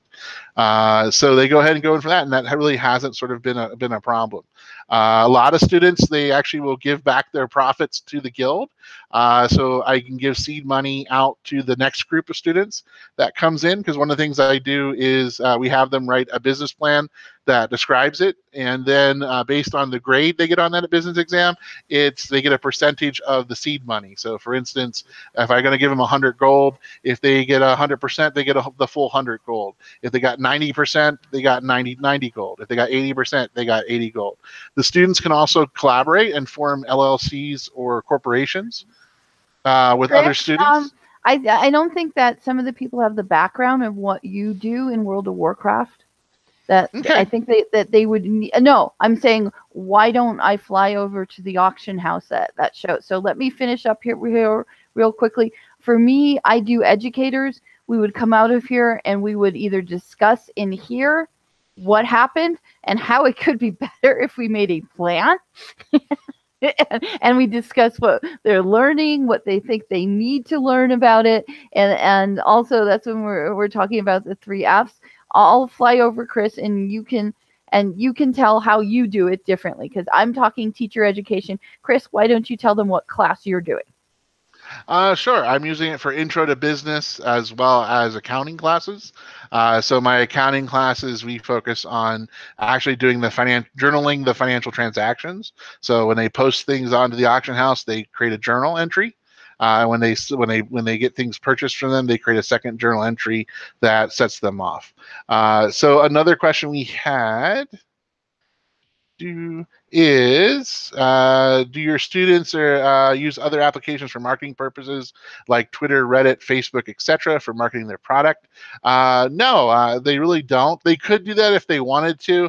Primarily, they stick primarily to the game when it comes to marketing, so they focus on the game marketing channel. So they'll use trade chat, they'll just post things on the auction house that is there, or they go ahead and sometimes there's even some crafters that are here will actually look to create contracts with gatherers that they'll buy everything at a certain rate to sort of hedge against price volatility.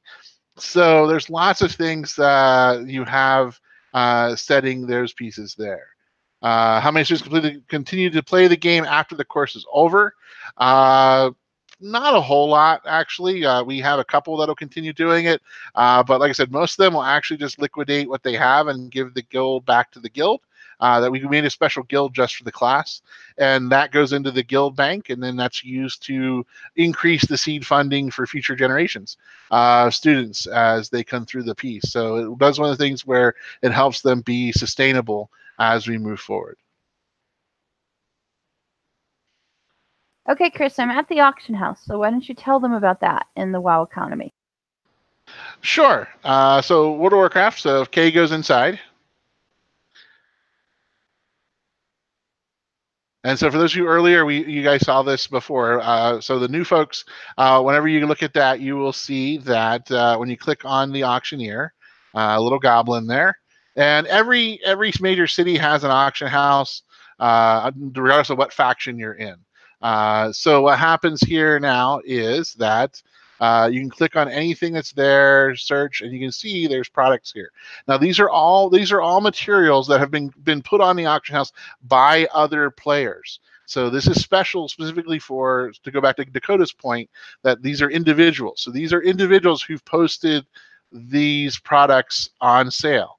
And so now Kay's obviously trying on clothes because she can't help herself. So you can see there's also what's called, these people are looking at for appearance. So there's a wide variety of why people might buy things, why people might use them, just like there is in real life. And the thing is that these individuals are the ones setting the price. There's not some sort of bot back here. There's the other thing about World of Warcraft is things don't sell all the time. So it's not like some games where basically you can make 1,000 units of whatever, and then you can go sell 1,000 units of whatever. And World of Warcraft, it truly is supply and demand. It's, are you as an entrepreneur, are you effectively scanning the environment and putting products on at a price that makes it look appealing to individuals who are trying to buy that product? So you'll see great examples of very bad pricing where people significantly overprice items. You'll see other things where people will significantly underprice items and people will snack them up. So there's lots of other things that are out there as far as when it comes to World of Warcraft. In general, the items being sold on World of Warcraft auction houses are all generated in game. So we talked about commodities, and these are called gathering professions. So these are like copper ore, herbs, different things that are out there. Players will use outside websites to go ahead and find what prices are trending and how things are setting up.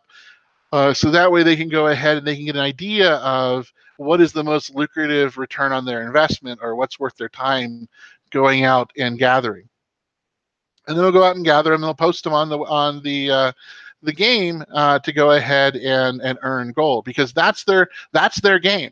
What's funny is, like I said, World of Warcraft is so huge. It's such a large virtual environment that you can do pretty much whatever you want. There are players who come into World of Warcraft and they go ahead and they live out their life. They live out their life defending a small village from low-level wolves or something. They do that. You have other people who are crafters and merchants, and they have focus on a specific crafting item or a specific subset of things that are out there. So there's lots of different reasons that are out there. There's tons of stuff being sold, whether that is for cosmetics, so think of pets, think of clothes, think of things like that, things that look appealing visually to people on their person, or they're actually looking for materials to create items, to create armor. They're looking for better armor. So there's lots of different reasons. So like this one, the Dark Moon Rabbit is now 99,000 gold pieces. Yep. and then some of the others, and then you get to, some. So the left shark. Oh yeah, left shark. Oh god, yeah. People get left sharks all the time, so it's not very. So look at this one. Like, so there's.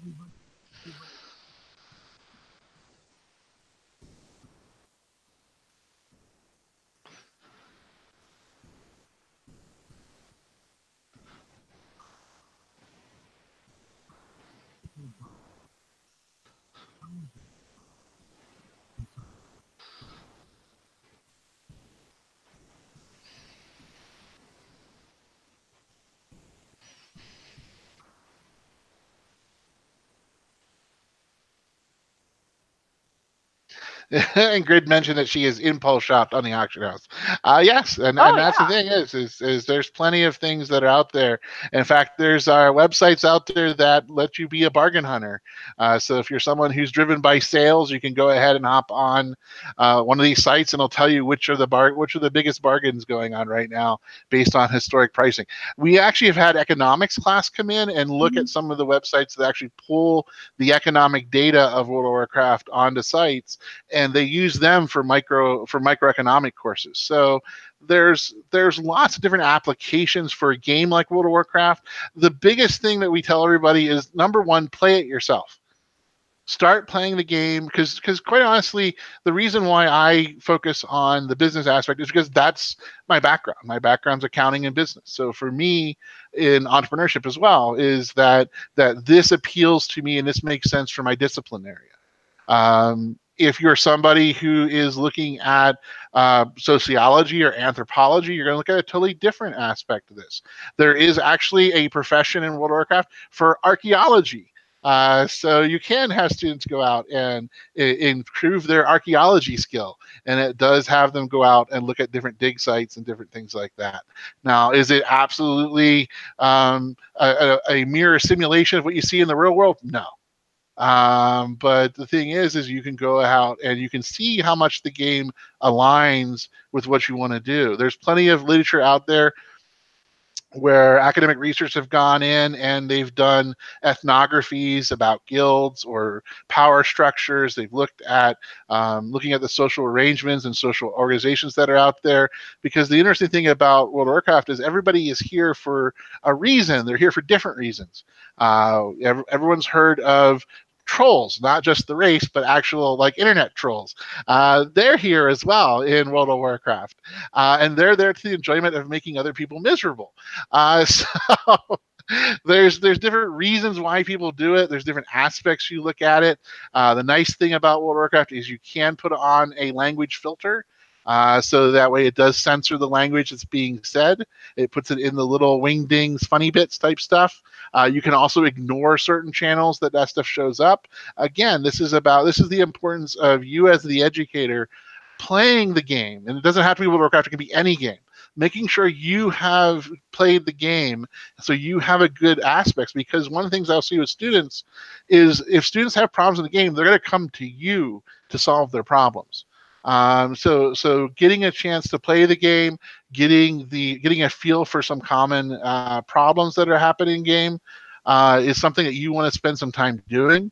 Before I did this in my classes, I played World of Warcraft for about a year before I really was able to go ahead and zoom in on the specific frames that I wanted to introduce my students to.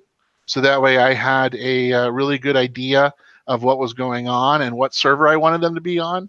For those of you that created accounts, you saw you had tons and tons of different servers to choose from. The reason why we are on Sisters of the Loon is because it's a role-playing server.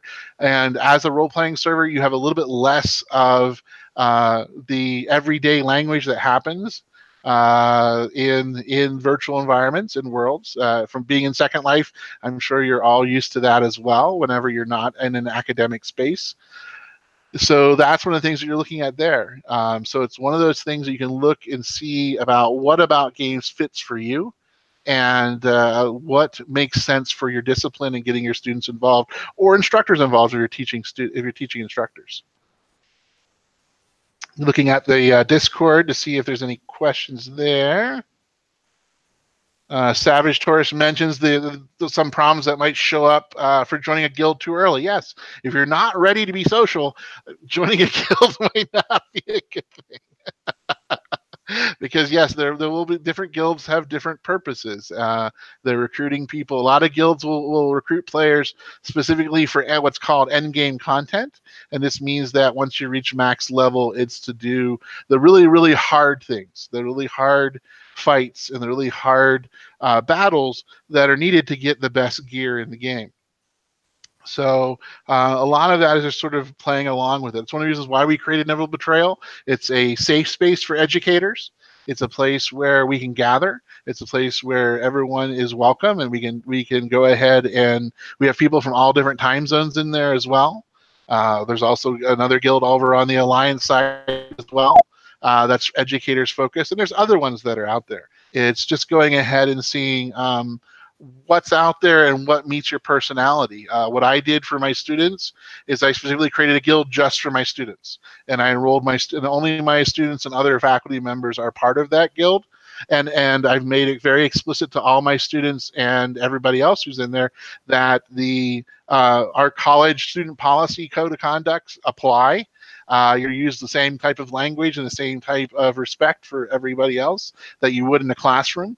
And so it's a very, very structured introduction to the group so they can see it.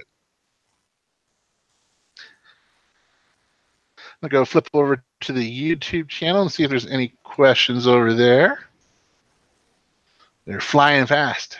And I'm just going, what we showed you was the typical, we showed you what a typical horde city looks like, and now as long as I make it over there, this is more typical for the Alliance. There is a different aesthetic. As Chris said before, Horde is more primitive, you'll see more things that are distressed. Alliance is very much fairy tale. But my computer's being a little slow. So Chris, if you want to jump somewhere to show them an Alliance one, feel free. Oh, looks like you're hopping on. Yeah. Okay.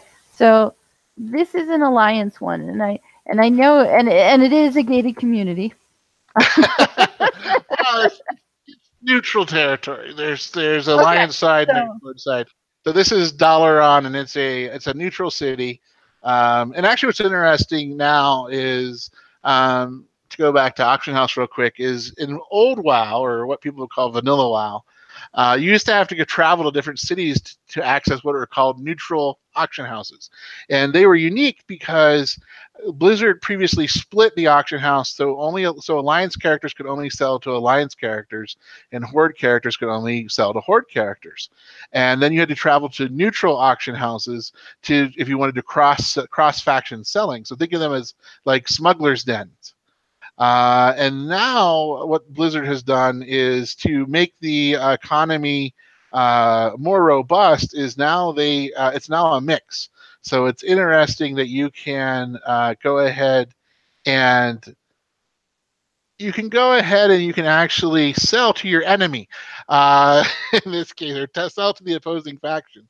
We'll see if it lasts for the new expansion, which is, as we said before, is much more focused on that inner faction, or that conflict and that clash between factions that's going on. Because so far, one faction has been the aggressor, and it's kind of interesting for their reasons why they're being the aggressor. And what might happen. So you're going to see more of that factionality. You'll see here as Neskrova tries to run in, she gets kicked out of the Alliance side because you're not Alliance. You get kicked out because that's an Alliance club only.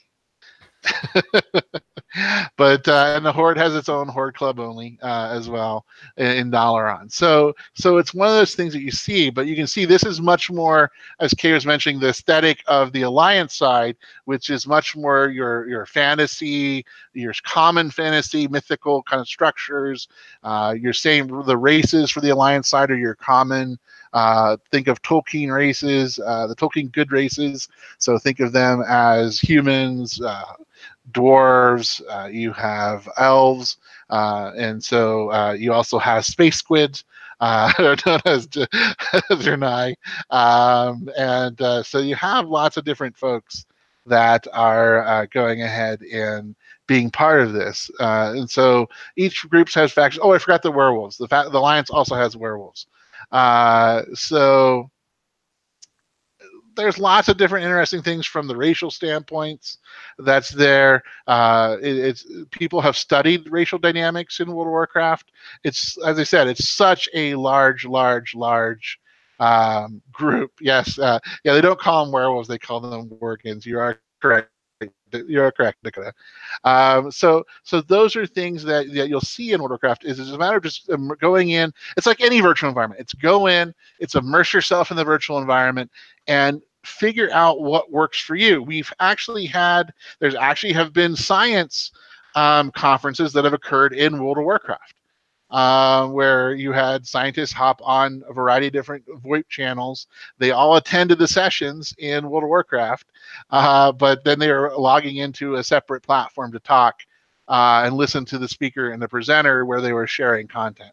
So not as smooth, or World of Warcraft does not let you upload a slide.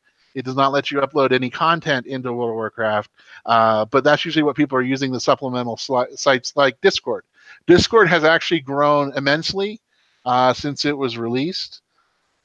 And what happened is with Discord is, as you'll see, is everything that's typed in the Discord channel is permanent. It'll stay there. So you can come back to the Discord channel and you can read through all the chat that was posted.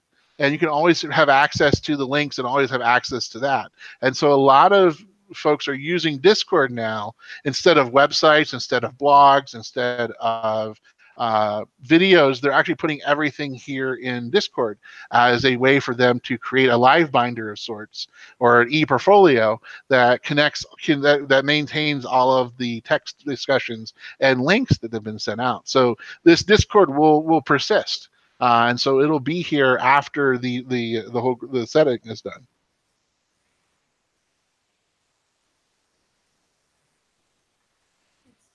I didn't know if they called it question in YouTube. Teaching and learning online asks, do we have community ways to practice teaching? Okay, so let me know. My limit. I'm on Skype to a couple of others, and then we're in a group chat discussion, you know, for on Sunday House about trying to explain how we use the digital launcher to use it Hmm. Is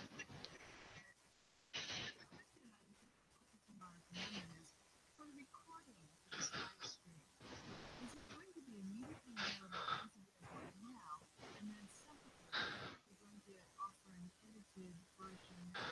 When will the edited version be available? So what'll be is we will keep this up. So we will not take this down. So you have access to it. Well, what we'll do in the attempt to try to provide a more concise discussion on the topic and to keep it more take it back to a more linear format, we'll go ahead and we will make an edited version of this that we'll also share with the VMOOC as well. And we'll also click that down in the description of this video as well. We'll put that link there so that people can hop over to that. And that'll be a more concise rendering of the topics we covered, as well as the places we visited and the different ways that we all use World of Warcraft as in a learning environment. So we'll go ahead and we'll do that. That's probably going to take us a little bit to do the editing, but that will be something that we'll do. But this video will always be up. I will keep this up as long as I can, which means that as long as no one tries to report it for being improper, which I don't see a reason why it would ever be reported, but who knows? Trolls do live online. That you should have access to it. So it's something that you'll be able to go ahead and come back to. And then what we'll do is we'll go ahead and put the other link somewhere on this that you can hop to if you want to see a more concise, more linear storytelling when it comes to. And I want to thank Kate, Chris, Rick, everyone who's with us, Olive, Dakota, and of course all our guests. We have Stranger, we have Franz, and Franz is not exactly a guest. He's a semi-native. He's actually a Guild Wars 2. Mm-hmm. We talk about Guild Wars 2. Mm-hmm. And Yeah. other wars, that is us. We have Franz, his son's baby. He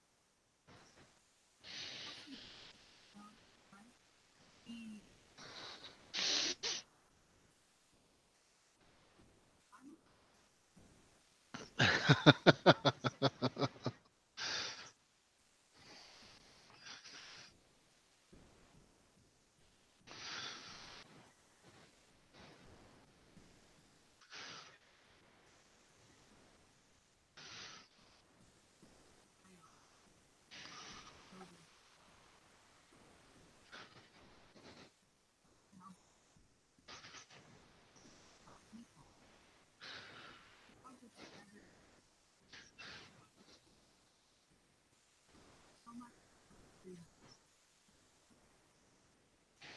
use this.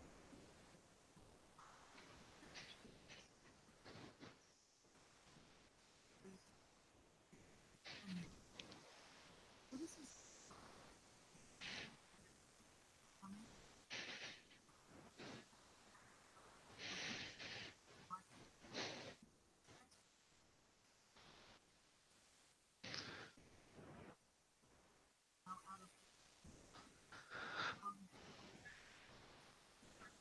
Well, actually, Lear, since you're not in the YouTube Hangout, they're not going to be able to hear you on the live stream. Is so just say is are they on? Is Stranger in the discussion in Discord? Yes, he. No. Okay. So Stranger. Okay. So don't worry. So the question was, how do you get is World of Warcraft? Does World of Warcraft always have to stay in full screen mode? And the answer to that is no. What you can do. Mm-hmm.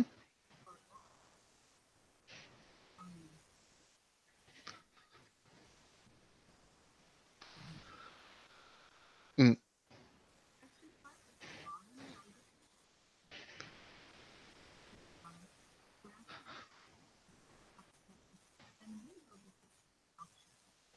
and then you can retype your No, no worries. I don't know if he was in because you're only in Discord, Lear, instead of being in the Hangout channel. But so the question was for those of you who are in on the YouTube video only.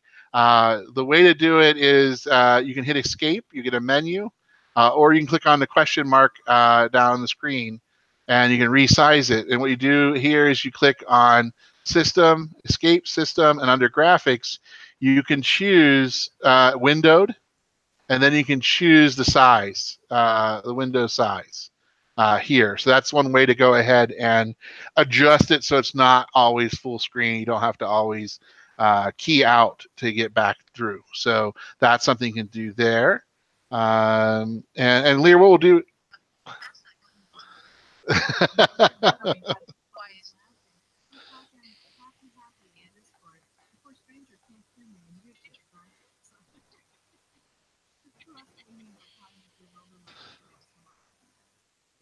Exactly. So what was so what we'll do is, Lear, you tell everyone in Discord what the question was, and then I'll repeat it for the YouTube viewers. Sure. The question was, how do you resize? How do you get out of window mode? And then once you're out of window mode, I'm the kind of person that sometimes wants my WoW to be really small because I probably window, right? And then sometimes really large, but I always play in Windows mode. And it's click on the question mark number and look at your escape key. System, and then click on graphics and Windows mode. You can drag these things. Mm-hmm. They take these things for granted. You have to realize after 14 years, it's like being in Second Life with 12 years or 13 years, right? You just have to take the interface for granted. You're doing things intuitively. And that's what's so refreshing about bringing students into these spaces. And it's like seeing the world with new eyes, right? Well, exactly. And it looks like the other question we had was is the YouTube live stream an accurate depiction of the graphic quality of WoW? Yes and no. What I mean by that Depends on your computer. is that what you see and the way the polygons and everything is arranged on the YouTube stream is similar to what you'll see, regardless of what your video, as long as your video card can handle World of Warcraft. It is 14 years old. It is an older style of rendering that is not necessarily used in the more modern games. So what's going on is that you can go ahead and there's some things you won't change. So you'll see that graphics portion will show up that way. Once you have a video card, you can go ahead and the video card will change how fast things render and how clear the texturing pieces of it. So that's something you're going to see a difference between what you see on YouTube versus what you see on the computer. And of course, there's also the whole thing about what's the person's who's streaming to YouTube when they're live streaming, what their actual bandwidth looks like will also affect how it's rendered on your screen. But what you should see is, like I said, the shapes will be similar, but the textures will be different depending on what your settings are.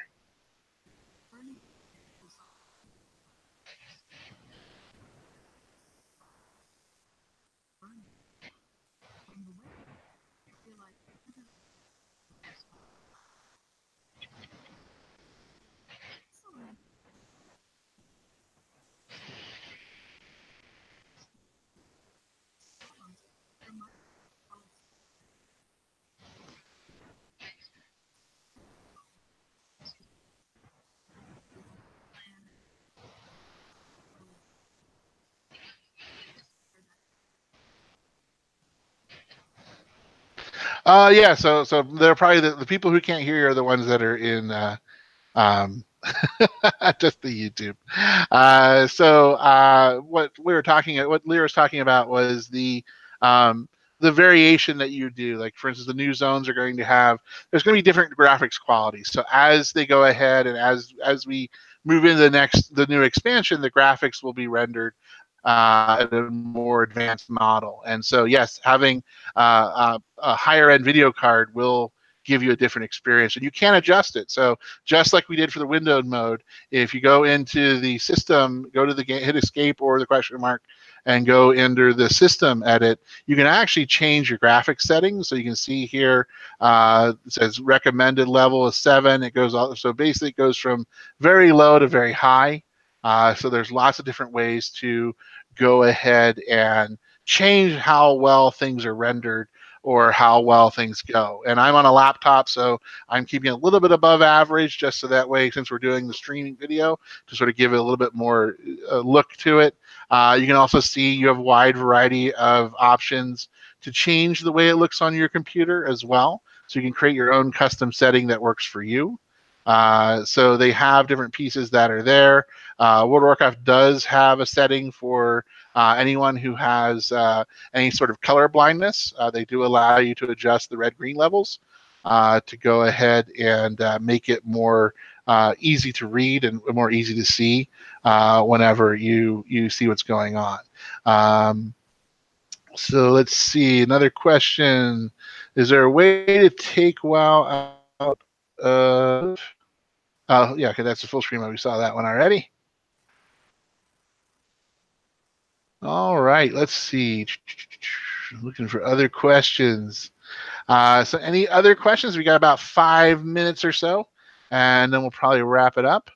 So there's a question about, does Second Life have that, the accommodation for color blindness? I don't know. So I think probably Lear might be the best person to answer that in the Discord, and I'll just relate what she says into the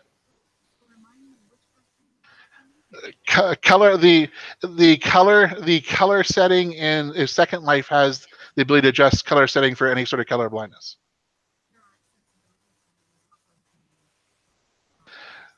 So what Lear's saying is that there's an accessibility settings for color in the interface schedule.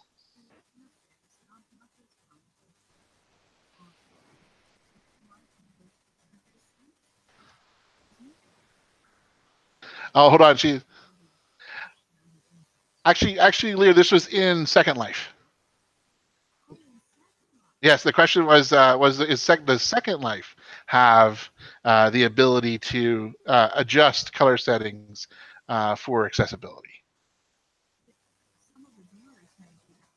So Lear's response is it'll be viewer specific. and then Lear's telling me that I need to handle it myself. So what it is, it would be under your preferences, and if you can adjust the color balance. I don't know that it has it, but however, I'm pretty sure if anybody knows it, it would be Gentle Heron. Would be the person to contact in Second Life. They do a lot of great stuff with Second Life accessibility. Her group does, and that some viewers will have that accommodation on them. Usually it's going to be under the preferences section where you go ahead and adjust your graphics for what's there, but it might not necessarily be as, like World of Warcraft, it's set to a certain specific level. So as opposed to...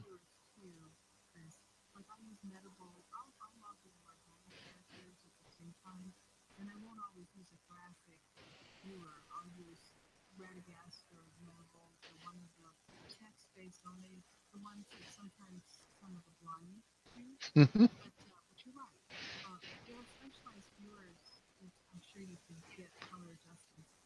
So for those of you on the YouTube stream, Lear's talking more about the different types of viewers that are possibly out there. So there's different ways that you can go ahead and look at that. Then let's see, other questions. Any other questions that you have? Feel free to go ahead and post those. Yeah. So yeah, we did see that there's another question here about, is there audio in World of Warcraft? There is audio in World of Warcraft. There is ambient noise. So again, if you go to your settings and you click on your system, you'll see there's actually a sound option where you can change things. And so there's a wide variety of sound effects. You can turn them all off. If you found them annoying, you can turn them all off.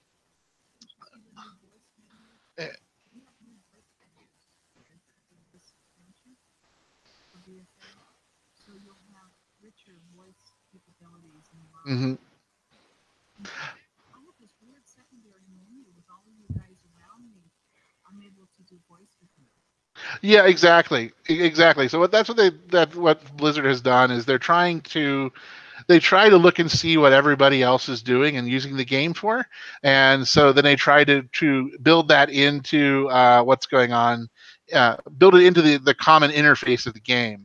And so like what we have is we have Discord going on, we have Hangout, we have people in game chatting. There's lots of different ways to communicate. Blizz is trying to squish all that together. With mixed results. So in the new expansion, once it goes live or you upgrade to the new expansion, you will get a whole new different option to actually chat in the actual game itself. So you won't have to have Discord. You'll be able just to do VoIP in the game. And you won't necessarily have. They've always had that. It's just they've expanded. They're looking to try to feature that in the next expansion more. So you'll have more options to play around with. Again, you'll have the opportunity to go ahead and adjust that volume level to be something that you want it to be at, or you can set to ignore things if you want to ignore things. It'll always be under the settings. You'll have different menus there to play with, but you can do that. Yeah, there is something to be said about the of information that has to be processed. So we had a Discord post talking about an individual who had a friend who used to go ahead and role play six characters, and unfortunately, condition couldn't do it anymore. And yeah, there's a lot of things that go on. There is a lot of work being done to try to make games more accessible. It is just one of those things that you have to challenge. Oh, looks like Maggie has a question. If Kay or Chris also teach in Second Life or any other open sim worlds, I have used Second Life in my classes where they go ahead and they explore the entrepreneurial side of Second Life. And that was a while ago. Whenever Second Life had a bit more robust community before they really had the marketplace set up, so you had more of the stands instead of people buying off the Second Life marketplace. So it was more location driven. So that was actually kind of interesting, where students worked with virtual entrepreneurs.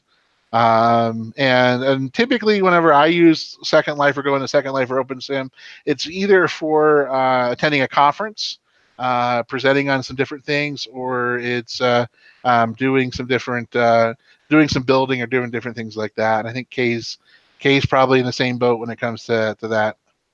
Yeah, I haven't been teaching using Second Life for a while, just because I seem to be able to get instructors in who want to learn more about games more than they want to learn about Second Life. I still use Second Life for some machinima, or for to do a quick build if I want to use it as a demo, but I'm not really teaching in it that much anymore.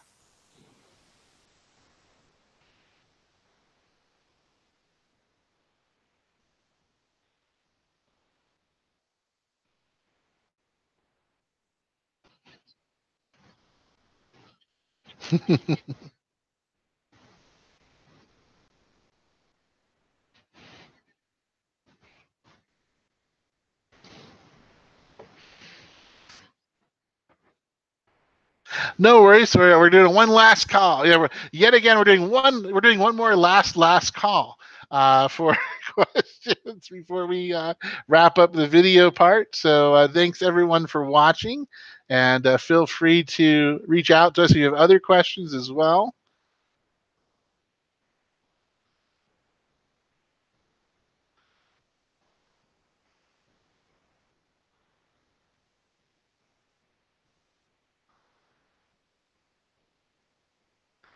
Give her some time to type things in. And that's the other thing about doing these type of virtual tours. For those of you that haven't engaged into it, is you always have lots of fun things happen. It's always a mystery. You have a plan, and then we get started, that plan sort of disappears. But it's always fun to have these live events and go through and let people share different things that you enjoy and share different aspects of the game. And always, there's always great questions that are asked. So thank you all for participating. Thanks everyone from VMOOC, VMMOOC. So that way we can go ahead and let you head off to other options. And thanks again for attending. And as always, reach out if you have any questions, and we're always open to chat.